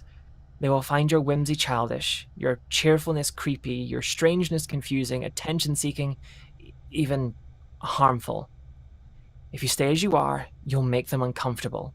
It's for these others that it's important that you train yourself, so that being quiet and careful will become second nature to you. But this training is for you too, to protect you." "Protect me?" "Yes. Life's difficulties can make some people insecure and cruel. When you are passionate, it does not stir the fire in them, reminding them of their own passions and skills. Instead, it makes them feel as if they're boring. When you show interest, it reads as clingy or obsessive. It makes them fear what your expectations will be beyond that simple moment. And when you're cheerful in the face of deep ideation, they do not experience it as brave. Instead, your energy distracts, tiring them. That can sharpen the miseries they bear. Our very being bleeds others, drains them. Should you burden others enough, they will seek to dismantle your joys, mock your cheers, slow down your energy, and sabotage your potentials. Because they do not understand you. They will hate you, and because they hate you, they will delight in bringing you pain. They will make sport of you, devour you, then crack the heart of you as a wolf cracks open a bone to eat the marrow. So you must learn how to conceal, to move politely and smoothly through this world, to hide your authentic self, to savor only when you are alone. It's the only way to survive leaving the smallest piece of your being intact. Understand?" The little girl's bottom lip trembles, her breaths draw in panicked hiccups. Finally, her face crumples, tears falling thickly down her round cheeks on her blouse. Then I don't ever want to meet people. I don't want to. I don't want to hurt others. I don't want to hide. Must everyone meet them? Why must I meet them? Don't make me meet them, please." You recoil sharply, eyes suddenly wet, taken aback by her wild reactions to what should be simple truths. Her sobs are like echoes, resonating, brushing the back of your throat, reminding you of when you cried. remembering when the weight of these facts were first settled upon your young, capable shoulders. Yes, you do remember. It's how it's been for as long as you can recall, and you turned out fine. You went through this, as all children must. What is to be done with its how and its why came along before you. To reject these time-honored practices would be disruptive, even evil, ungrateful. You would not be accused of raising an ungrateful child. It's what's best for you. More importantly, it's what's best for her. Most importantly, it's what's best for everyone. You explain this in calm, caring tones. You should make her understand, as only you can, as someone who understands her position in life best. Instead, as she collapses on the couch, weeping loudly, you back away, turn and run to your room, sit at the desk, trying to forget, and beg the monolith that the household tone might sound. It doesn't. You resort to making soothing nonsense sounds until the lights begin their dimming. When you dress the next morning, you examine your sides. There are no scars of any kind. Perhaps you were given such exceptional care after your reshaping that there were no scars. That must be it. The child only comes out of her room for meals. Naively, you soften recommending diet restrictions, introducing sinful, calorie-laden meals thrice a week, hoping to cheer her up. You even make burgers, followed by dessert. You now pretend not to notice when you catch her drawing. You don't seem to understand how this works. The girl must be raised to comprehend her place in the world, what is possible and what is impossible. Grown-ups are mature. Maturity means being considerate. The truly considerate do only what is expected of them, avoiding attitudes and behaviors that can make them an annoyance. And if one day, when the child is grown and reassigned and you have failed her and she's unacceptable to others, what do you imagine her options in life will be? What do you imagine will be done with her? So you see, you really have no choice. You now go to where you stored the little cart, pick up the knife, and call the child to you. You call the child to you. You put down the knife. You walk to the living room and sit, staring out the window, your head a fog full of distant voices. It slowly occurs to you that the voices have always been there, in the back of your mind. You never paid enough attention to focus on them, to try to hear any of them. They honestly don't have anything important to say, so you ignore these voices. So you try to focus on at least one of the voices.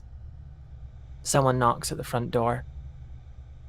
Your visitor is a willowy, pale man wearing a pressed, perfectly fitted brown suit, a cream-colored collared shirt, a white tie with little dark blue diamonds on it, a neatly pinned with a tie tack bearing the logo depicting a monolith. His demeanor is warm, his smile open and pleasant. He introduces himself as Helper, here to assist you with your task. My task? You inquire? As the household tone hasn't sounded all day. Yes, the one designed to help your girl. We analyzed the data and realized the responsibility of reshaping your girl is quite a big one. We now understand how inconsiderate it was to expect you to complete it without support. He takes your hand, patting it reassuringly. Don't worry. I know we can accomplish this together. Before you can think, he's walking past you, pulling a little cart behind him. He spreads a tarp on the floor of the sunny living room, placing one of the kitchen chairs in the middle of it. Call your girl. You call her, numbly. She walks into the room hesitantly, perking up when she sees someone new. He beckons to her with the warm smile and invites her to sit in the chair. He removes the white cloth from the cart to reveal an array of implements, perfectly sharp, reflecting the light. The racks beneath these hold bottles of medicines, rolls of tape and gauze. There's even a suction machine to clear any extraneous hemorrhaging. She's frozen in fear as he firmly holds her hands behind her. Now, pick up the knife. You stare. Let us do what's right by this child. Pick up the knife. You stare coldly. His pleasantness evaporates, revealing a face twisted in virulent hatred. Pick up the knife! Shaking, you pick up the knife and walk slowly forward. Your free hand lifts her shirt, but you push the girl out of her seat, leaning back hard in your stance and with the keen, shiny knife that was meant to be used in reshaping the girl. With a sudden anger beyond your current memory and understanding, you throw your arm in a decisive arc, slitting the man's throat. Flashing lights silently emerge from the hitherto unseen compartments throughout the house as his body collapses, gurgling to the floor. There's a whooshing sound of sliding doors deep inside the walls, introducing rough voices and hurrying, heavy footfalls. You simply don't know why you did that. You turn and walk in a slow, orderly fashion towards the footsteps, eager to atone. You grab the girl's hand, running down the hallway to the back door. It's locked. You run to the kitchen, grab the waffle iron, and bring it crashing down with all your strength, breaking the doorknob. Yanking open the door, you run past the back porch and into the night, towards the distant chain link fence, suddenly aware of an ever increasing cacophony. Past the fence is a shed from which emanates multiple, grinding engine sounds. A muffled vibration thrums underfoot. Beyond the grass, an unfamiliar place, and you can't remember how you'd get there.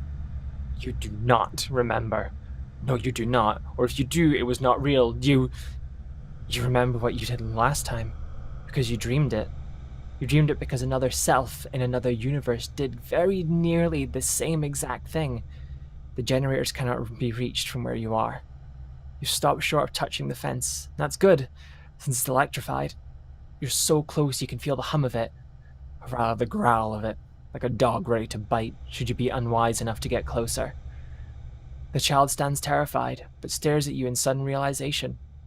You stare back, your mind clearly seeing at last a strong, vibrant, inquisitive, resilient little girl, your face a mask of regret and love, fear and rage and desperation intermingled, and a hoarse, almost vicious whisper exits your throat in one insistent word.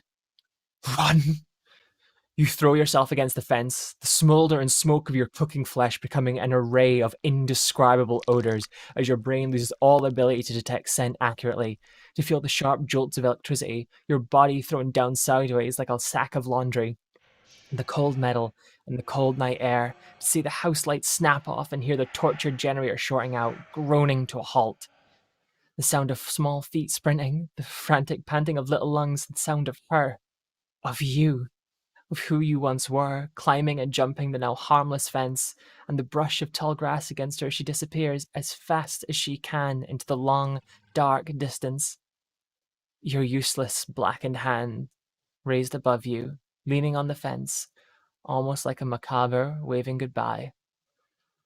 You have died. John, subject, percentage of conditioning, adult, 32.2%, 5% below highest results. The child, 1%. Root intervention specialist back to base, after disposing of the helper's body. Analyzing data, refining scenario, recalibrating. We're clear. No glitches detected after suggested changes. John, please retrieve another of the subject. Multiverse 1033, branch 8.41a. Transference complete. Modifying subject's memory. No transference sickness detected. Vital sign stable. From the top, you open your eyes with the typical disorientated feeling of the recently sleeping.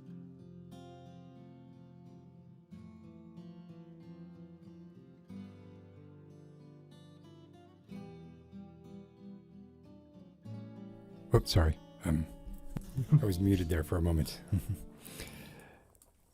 That was great. Thank you. Really eerie, and of course, expertly read. So how have you been? How is your channel doing?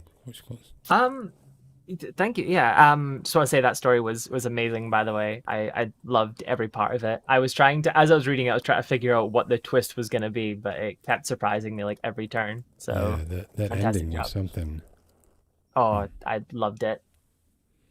But yeah, I'm doing good. Channels. I took a small break for a bit, but now I'm back to my regular ruining of people's days by posting awful content. So yeah, it's slowly grown. I'm at like 4,340 odd subs. So I'm getting there bit by That's bit. amazing. Yeah, that's fantastic. But that's not So yeah. slow. I mean, because you really have been growing like a lot just in the past 6 months, right? Like, Yeah, I'm actually to look at the analytics because I have the thingy. It's in dark mode, so now I'm plunged into darkness as I look at the numbers. Over the last, I can look over the last 3 months. I've gained over the last 3 months, 90 days, I've gained 2.8 thousand subs. That's amazing. I mean, yeah. Yeah, it is kind of crazy now. Yeah, no, I think that kind of numbers.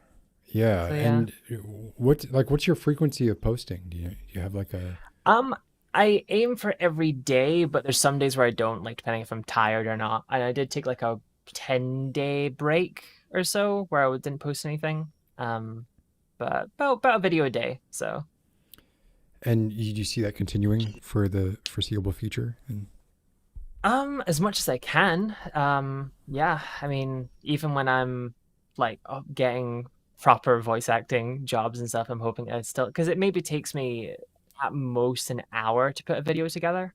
Like maybe do a few takes and then it's fine. Like, pardon me, doing a small bit of editing, getting some music together, and that's kind of it, really. So people are asking where we can sub. So it's voice quills is the name of the channel, right? just voice quills. Yeah, just search that and it should come up. Or if you want to see my most popular video is your first one, look for Trim Kit. I think it still comes up as the first one.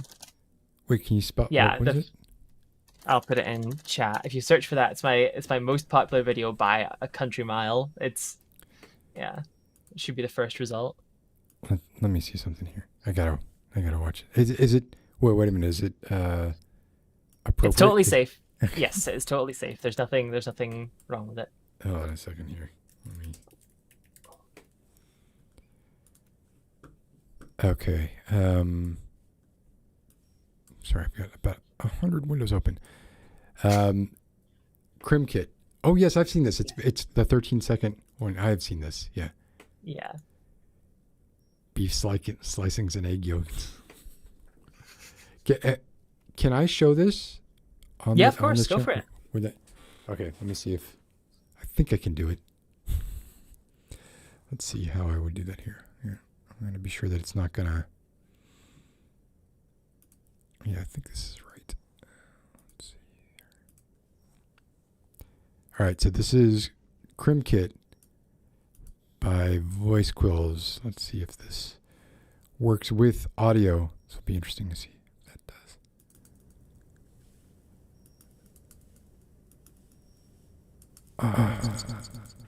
Wait a second. This is doing something crazy.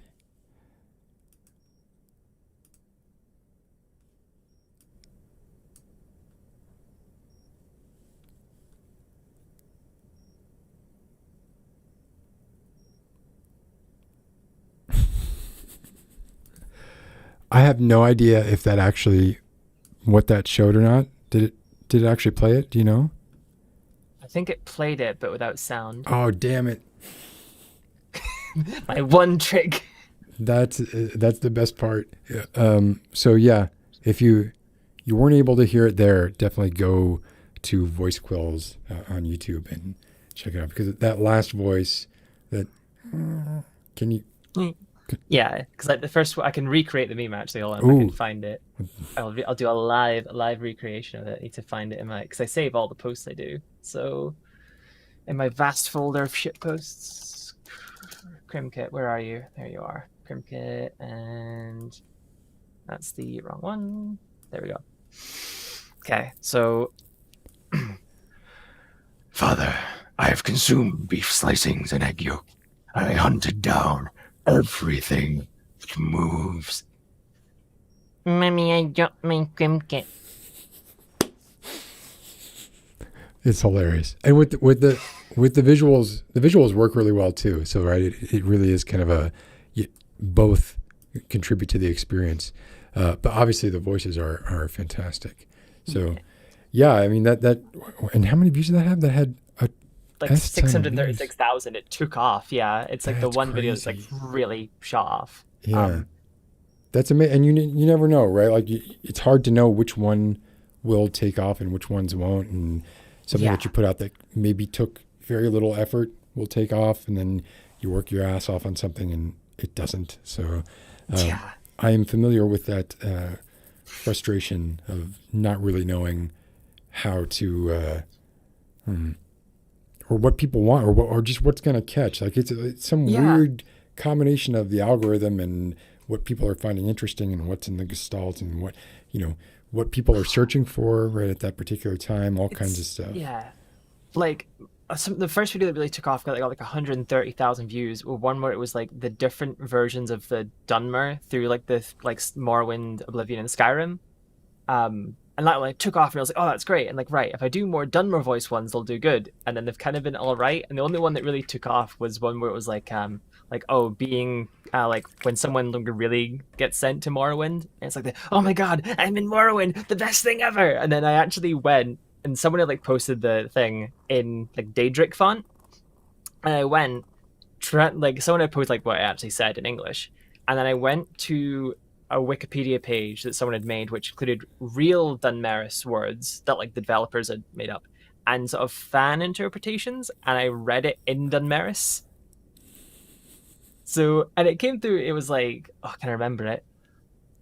Oh, what was it? Oh no, I can't remember it now. Someone asked me to tell them what it was before. I need to find it. Don't look at me. Read it out now. I haven't a clue.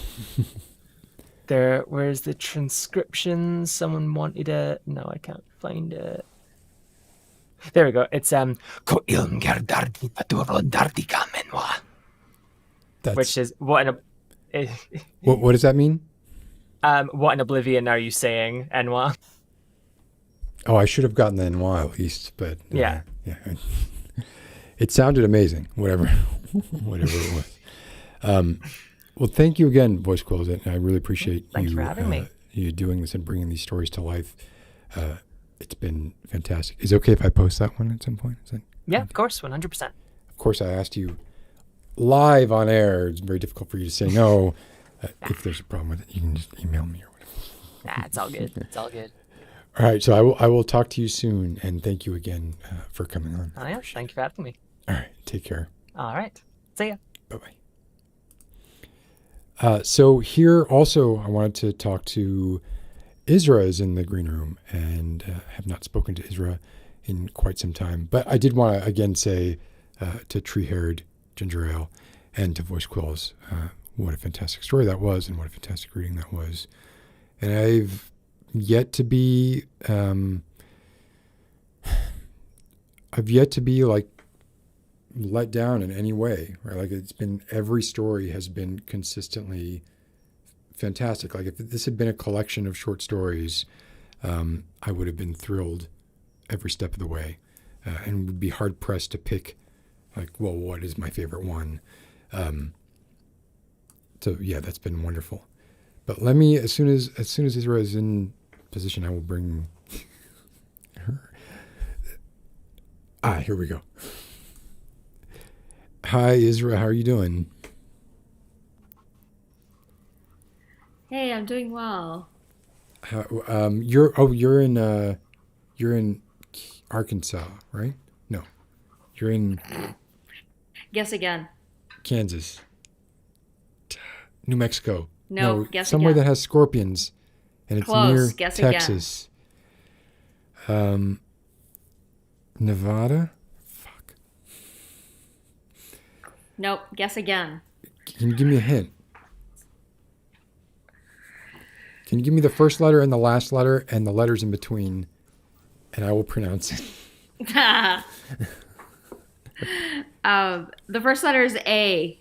Alabama. I said Arkansas, didn't I? I am. The first letter A. The last letter is also A. That's Alabama. You're in Alabama. That's cool. That's great. What's Alabama like this time? I wouldn't know. I could tell you what Arizona is like. Oh. I really should have known that, and I apologize. I mean, I was playing a little bit, but not that much. So how have you been? What, first, let me ask: Did you call to chat, or did you want to read a story, or what was the intent of this call? I'm down for either. What was the intent of this call? Please state the reason for your visit. Say one for reading a story. No, I was down for either.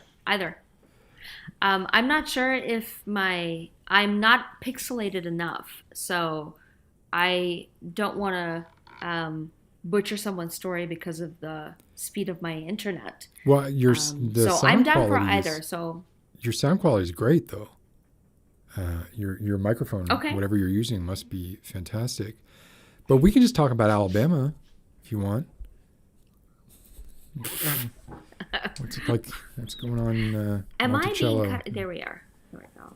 Yes. However, if I put you on full screen, then you will now be left justified, just like the I left see. often feels justified in general, because we leftists are very self-righteous. We certainly are. What a bunch of bastards. Can you remind me what you do, Isra? Or what your job is? Because I don't. Yeah. So usually my elevator pitch when I tell people what I do is, have you ever had a shitty boss that's just a jerk and a team that you work with that is terrible? Yes. In the past. I fix that. Oh, okay. I think I remember now. So you are a consultant, and you go in. I think we made this joke, and I'm sure you get this joke all the time in the Office Space comparison. Are you familiar with that? Yeah, the people who come in and Yes. the Bobs. Was it the Bobs? I forget what they were called, but yeah, I think maybe it was the Bobs. And fire. Yeah, one of them. Do you fire a bunch of people? Is it? No, I used to. I used to fire a bunch of people, but now I don't go in. I don't go into different companies. Actually, I'm an internal consultant. So my background is in organizational psychology and leadership development. So I'm within an organization and I'm within a hospital, which is even more interesting these days. So I do a lot of consulting internally. I do a lot of group dynamics, team development, and I do a lot of coaching. I coach a lot of doctors and a lot of nurses right now. And is this on site, or are you able to do this remotely? Do you have to go into the hospital? I've been on site for the last year and a half. Yeah. Oh, wow. Yeah, I have been going in. Oh, this whole time? I was working from home for about a month. Yeah, I was working from home for a month last April when things got really kind of like where the world was very apocalyptic and gun sales were at an all-time high. And, the toilet paper shortage and everything like that. So I was allowed to work from home for about a month or so. Arizona's a And big then I was gun asked to state, come too, back. isn't it? Oh, yeah. There is no requirement to register your weapon. Yeah. It is truly the Wild West here. Lovely. Truly. It's very pretty, though, right? My recollection is that you can look out your back door and essentially see mountains, deserted mountains. Is that? I can look out my back door, and I am surrounded by hills and mountains. So I essentially live in the middle of nowhere, and I have a fairly long commute, but it's worth it. Yeah, and I don't know what the traffic is like, but if you're in the middle of nowhere, obviously, I guess when you get closer to where you're going, maybe there's traffic, but maybe some of your commute is more relaxing than the average sitting in traffic for an hour or 2 hours kind of commute. Yeah, I used to live in Tampa. Oh, Jesus. And I used to live in Chicago. Oh, Jesus. And I had 55 minutes of a commute because of the traffic. Yeah. And now I do have a 40-minute commute here, but it is smooth sailing on the highway. I'm able That's to. so much better. I'm able to jam. I'm able to listen to podcasts. Yeah, absolutely. Yeah, that is so much less stressful. So that's great. been good. Yeah, good for you. I'm sure you're being very careful, but it still must be stressful having to go into a hospital, right? But since you've been doing it this whole time, I guess you didn't fall out of practice like so many of us kind of have. So maybe it ramped up. Well, I don't know. It hit pretty quick, right? So you went home in April and then you went back in May of last year. Yeah, it was 12 months. It was about 4 to 6 weeks that I was working from home, and then my boss realized like this ain't working. Like we're in the business of supporting healthcare workers, and we're not a large health system. Um, and it just, I agree with her. It made a lot more sense to be on site. There are a lot of very smart restrictions on meetings and classes and things like that. So we remained virtual for the most part, but I was on site, and I have been on site since then. Well, that's as long as there are precautions being taken and you feel relatively safe, then I get that's what matters. I mean, you are helping people, helping lots of other people cope with this, right? So, I wonder. So Yeah. I'm not asking you to talk shit about anything or anyone or anything like that, but I am curious. So I'm ready. The God complex that doctors and generally like surgeons, right? At least that's the stereotype, right? It's like the sort of Alec Baldwin in whatever Malice, I think was the name of the movie, where he basically was saying, he is God. In the operating theater, he is God, right? Yeah. I'm wondering if that is Right. something that you have to deal with a lot, and you have to kind of when you say organizational psychology, I'm wondering how much of that is on the individual level, or if it's more like, well, we're gonna make sure that there are certain people working with other people, or I guess I'm not 100% clear how you would address something like that, or if that Yeah. falls in under your remit. I'm not sure. That's a really good insight and a really good question.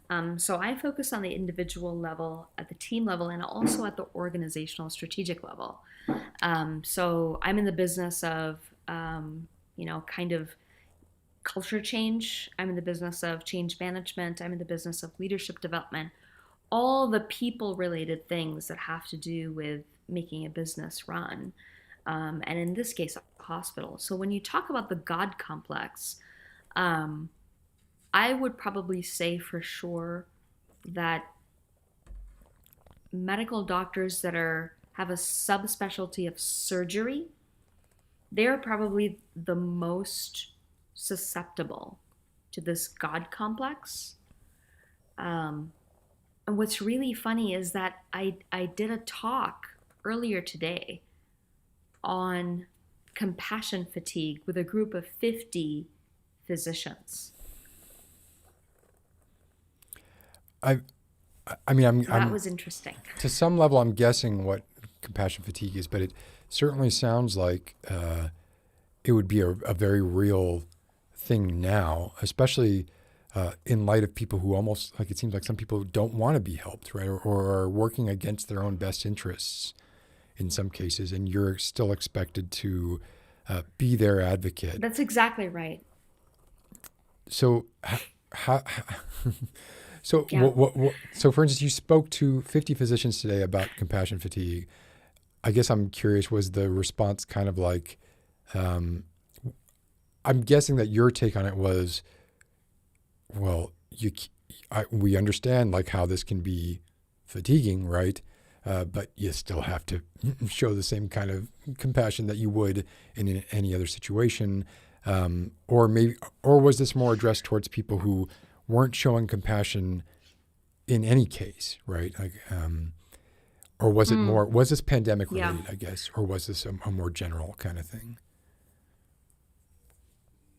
Yeah, this was triggered by an incident that happened earlier this week, and without going into too much detail, it was essentially the difficulty that caregivers face to provide compassion to people, especially now.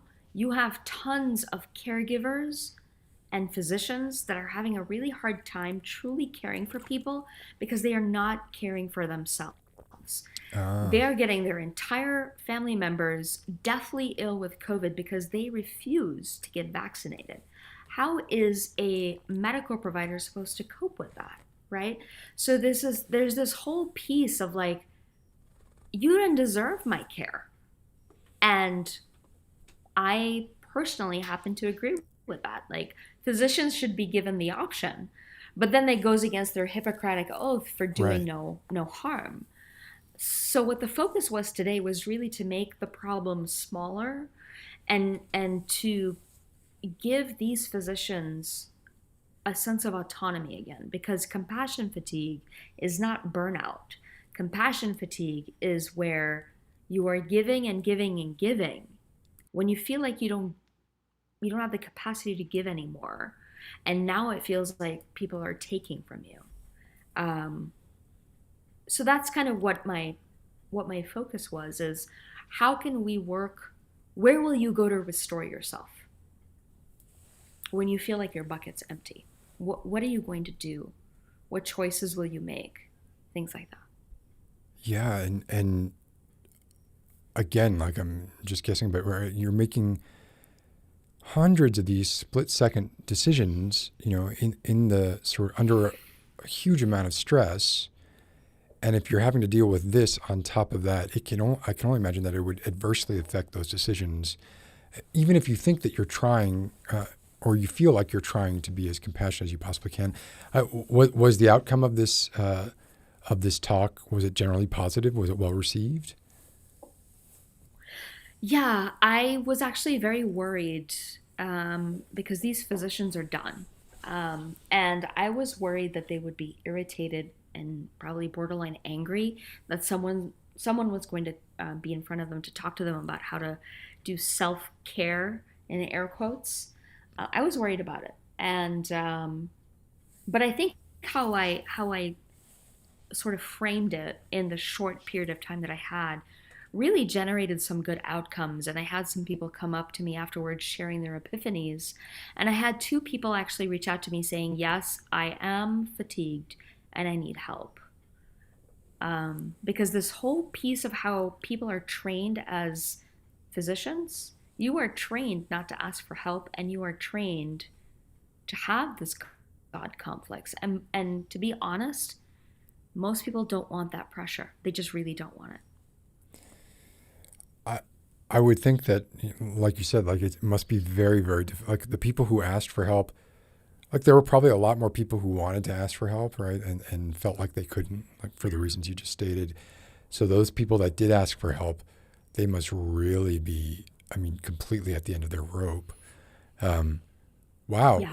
what you do is incredibly valuable. That's thank you for for the service that you provide. That's I can't imagine having to do it. I can't imagine having to deal with everything that goes around with it. Like even just like feeling the intimidation, or the like you said, describing the situation that you thought you were walking into, right? Like you thought you were going to be at the scorn, receiving the scorn of 50 plus medical doctors who were basically going to be like, what the hell? I'm a doctor. I know how to do X, Y, or Z, right? But you didn't get that, right? You got what you got was, and most likely this was, had you not been you, right? Maybe it would have gone another way, right? Maybe that's the way that it would have played out. But maybe the way that you presented it, you were able to get through to them in a way that other people might not be able to get through to them. So I think that's Yeah, I really don't laudable. know. I am very grateful that you say that. I'm in the business of healing the healers, I guess you could say, because they're hurting, and this whole piece of like you're our heroes, healthcare heroes, banging your pots and pans at a certain point every day. Where Yeah. is that now? These folks do not feel like heroes anymore. They feel abandoned, and they are profoundly scared, at least in my facility. So get vaccinated. Yeah. That's all I can say. Get vaccinated.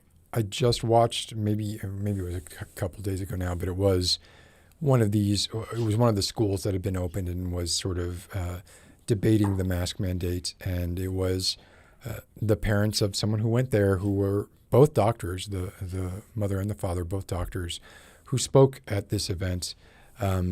And this was the event that they were showing all over TV, where a bunch of people were like approaching someone in a car saying, "We know who you are. You can drive away, but we know who you are." Like essentially, threatening the people who were wearing Yeah. masks. Luckily, this doctor or the two doctors left like halfway through the event, so they weren't at the receiving end of that, but they watched all this happen afterwards. Ooh. The UPS guy is here. Oh, My gosh. dogs are alerting me. Sorry about that. But yeah, I guess what I'm just saying is like I can't imagine going through something like that and then turning around and essentially being asked to help, not the very person who was just screaming in your face, but someone who is ideologically in lockstep with that person and who may as well be that person or be a representative of that person, right? It must be immensely difficult. Yeah. Yeah. I read this article from the Mayo Clinic last week. It was just released last week, and I would encourage everyone to read it at least and share it with their loved ones and friends and family. Those that are not vaccinated are 8 times more likely to contract the disease. And those that contract the disease that are unvaccinated are at least 50 times more likely to die.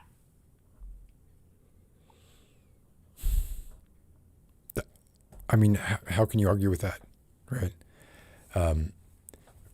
I feel like statistics and data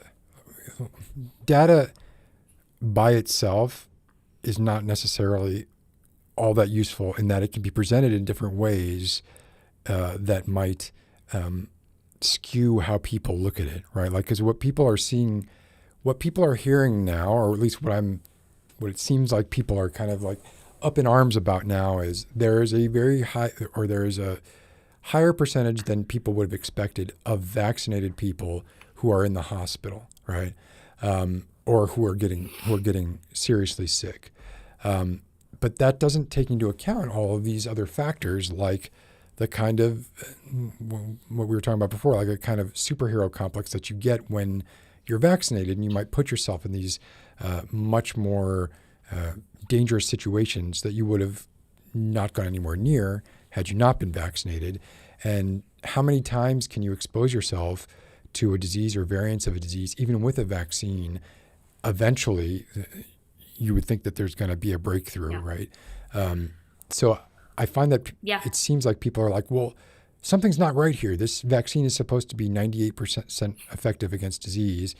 Of course, quoting just one of the vaccines, right? But you don't know when you contract the disease, how many times were you exposed to it? If I'm vaccinated, I've probably been exposed to COVID and I don't know it, right? Maybe the next time I get exposed, I'm not so lucky, right? Because it's a variant that I haven't built up any resistance to, and maybe the vaccine isn't effective against, right? So, yeah, I'm glad that you said that. I think you presented that in a way that's like, how can you possibly argue with that? You're 50 times more likely to die if you are unvaccinated. That's frightening. If I were unvaccinated, I would be scared. I have been exposed to COVID twice in the last 2 weeks. Oh, I like had to get confirmed tested contact? last week and confirmed, right? Because either that person or that person's family was reckless. So I got tested last week because I started showing symptoms. Thankfully, I was negative, but it was a scary time for me for those, 11, 12 hours. And the other piece too is a lot of people are saying, I am going to wait until there's a vaccine developed to overcome the variants. Take the vaccine now, because the more the population is vaccinated, the less likely the variants are likely to develop. Yeah. It is that fucking simple. Yeah, that is something else that it seems like it's difficult. I mean, it was difficult to get people to understand that when you're wearing a mask, you're doing more to protect others than protect yourself. right? Because people were like, I can still smell stuff, and a diaper doesn't stop the smell of flatulence, right? Like all this kind of bullshit, right? So Oh, that was good. yeah, I don't remember where I heard that, but I heard it today. It was an argument that someone was trying to use legitimately for why they thought masks were ineffective. But yeah, by the same token, it's just it's the layered approach, right? Like, get vaccinated, wear a mask, and be cautious, right? And Right. otherwise, you're a walking petri dish, right? Like, even if you're healthy, you can be healthy, and you can have an asymptomatic infection that could mutate and become a new variant that ends up undoing a whole lot of work. I mean, the Delta's already done that, and they're already talking about Lambda 1 and 2, right? So Yeah. who knows? Maybe it's already out there, but that doesn't mean we don't try and stop the spread. I hate to use that phrase, but don't try and stop the spread regardless, and not do any more damage than we already have. Remember when flatten the curve was a thing? Yeah. Flatten the curve, stop the spread. There was like some interesting, basically, this is interesting. Obviously, it's like idealism versus pragmatism, right? But if there was a way to be sure that nobody left their house in the world for 3 weeks, then the whole thing would have been over, right? Like, if we actually, as a species, Right. I mean, if we as a species had the self-control to say nobody leave their house for 3 weeks, then everything would have been gone in 3 weeks, right? I mean, people would have died, right? But and obviously that's idealistic, right? And could never happen. But just to kind of put in perspective this sort of on again, off again lockdown merry-go-round that we've been in over the past year and a half, it's sad. Yeah, it's sad. Pavi's saying this is why cars shouldn't have pools. Oh, carpools. Gotcha. Very funny, Pavi. that's so funny. Yeah. Here I was fired up to talk about Afghanistan, but we went a different direction. And Well, what do you have anything to say about? We'll hold off on the story till next time because I'm actually kind of tired myself. But you bet. do you? Yeah, me too. Is there anything about Afghanistan you wanted to touch on? Apart from what a nightmare it is. I'll say this. We can only measure, we being the collective we can only measure the success or failure of this 20-year project that was in Afghanistan by what the original purpose was. And I do not think that the purpose was clear. If it was to stave off future attacks on U.S. soil, then maybe has the U.S. succeeded? I don't know. We haven't had any. Actually, more domestic terrorism has occurred in the last 20 years. The second piece is, what was really the purpose behind going in there? Was it to take down those groups? If so, we failed. Y'all failed, because I'm not a citizen. I didn't know that. Yeah. No. So I'm being very careful with my language right now because of that fact, because I'm not. So, well, since the Patriot Act, it doesn't. I have been through war. Oh, see, I'm not aware of I've this. been through war. Yeah, I've been through war. I was in Kuwait for the first Gulf War. Oh my gosh. And I have seen things that actually no one ever deserves to see. With that, I have very, very strong opinions of our military, y'all's military, and y'all's military's purpose. And so that's why I have very, very strong opinions about this. So there. I can't imagine, right? Like that's horrifying, and I mean that was some time ago. So you must have been very young and impressionable too. So I'm sorry that you had to endure that. I don't even want to ask. I don't want to kind of make you remember things that maybe you don't want to remember. But I mean, I appreciate that. it does seem clear. I mean, what the hell do I know? But it does seem clear to me that like maybe there haven't. I guess absence of evidence is not evidence of absence, right? I don't know that because there hasn't been a large scale attack on American soil in the past 20 years. Prior to 9/11, there hadn't been one of that scale since, the revolution, right? So I don't know that we can say that. Yeah. Yeah, I don't know that we can say that those 20 years are indicative of anything other than, sometimes it takes a while for a meteor to hit, right? Like 20 years might not be enough time for the next meteor to hit. I can't imagine Yeah. that we've done anything else other than, well, we've done a lot, but one of the things that we've done is we've now further weakened America's standing and word and any loyalty that we might have or goodwill that we might have engendered in some of, the local Afghanis. I said the local in Afghanis.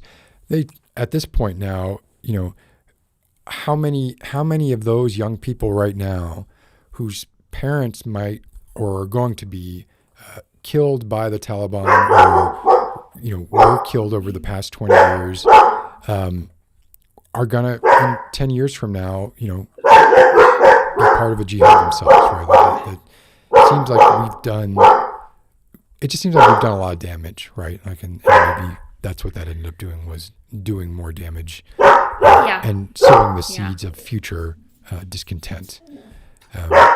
Yeah, 100%. And my heritage and my ancestors are from that region, so I can understand also the United States stance that these folks need to start stepping up a little bit. There's not a lot of room for hand holding anymore.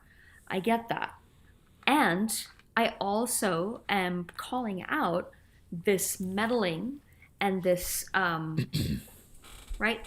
Why did that extremist group come into power? Well, because this country funded them because the Cold War was going on. Well, that's happened so many times. Like we've funded so much, like Right. inadvertently and intentionally, right? Right. Yeah, it's if I'd laugh if I didn't want to cry, right? Like it's the number of weapons we've supplied to insurgent groups, the number of times that we have backed coups and then been turned around, and a couple of years later, the person who we were backing, now all of a sudden, now they're our enemy, right? And now they're our enemy, and they've learned everything that the Marines had to teach, and everything. They have plenty of equipment that we were kind enough to leave behind for them because they were on our side when we wanted to get person X out of power. But now that person Y is in power, we don't want that either, right? Like it's just like it's called colonialism, right? And it's something that we shouldn't be in the business of, and yet we don't seem to ever learn that lesson. At least that's my opinion on it, right? So I appreciate your insight, and I think it's. Are you on the path to becoming a citizen? Is that something that you want to do? Is it? Yeah, I am on the path. My passport says that I'm Indian, and India is also not looking so great. Because I was raised, I don't identify with, but I was raised Muslim, so a lot of my extended family are currently facing a lot of shit that the current Indian prime minister is up to, because he's a Hindu nationalist. Nationalist, always a and good very much word. Trump's friend. So If you're ever described in any way, in any country as a nationalist, it's basically just, that's trouble right there. agreed. So yeah, I don't have any strong ties to India other than my passport, so I'm totally fine with. I'm honestly a citizen of everywhere and nowhere. I've traveled a lot, so whatever. I do plan on staying in the United States for a while. So Well, I hope that like your path is smooth, and I mean, what you're doing now, right? And it just seems like you should just be given. Someone should just give you the citizen card and just be like, hey, if you want it, maybe you don't want it, right? So yeah, I appreciate, and I'm sure everybody in chat appreciates what you do as well. And I'm sure that even the doctors who, if there were a few that were like, they probably still actually appreciate what you do, whether or not they're able to show it, because they don't want to break the code. I've learned over the years that I can take their crustiness. I can totally take their crustiness, and I'm able to push back a whole lot more than I used to. And I think that they respect that. So I feel good about it. And I am very grateful to be able to have this conversation with you. It's been a little bit since we've chatted, so yeah, it's good to catch up. It's good to see you. Did you get anything good from UPS? I don't know. I need to check my phone. Okay. Probably an Amazon order. I'll let you go, Israel, because I'm going to wrap up here because I'm beat. Yeah, you bet. I really appreciate talking to you and catching up with you as well. So thank you for watching and for calling in. Yeah, thank you. All right, okay. Bye-bye. Have a good rest of your day. Bye. Oh, that was great. Olivia, I see Olivia is calling, but I'm going to wrap it up for the evening because I'm just really tired. But next time, for sure, Olivia, if you want to call, you will be on. So yeah, thank you everybody for coming by tonight and listening to this kind of really unstructured ramble. And I hope everybody stays safe and, the usual, wear a mask, etc. And I will see you all soon. I think we're going to do a movie time this week on Sunday. I think you're watching No Country for Old Men, if that's correct. So if you want to get together and watch No Country for Old Men Sunday at noon Eastern Time on the Discord server, you can find out all the details. And have a good night, everybody. And I will see and talk to you all later. Take care.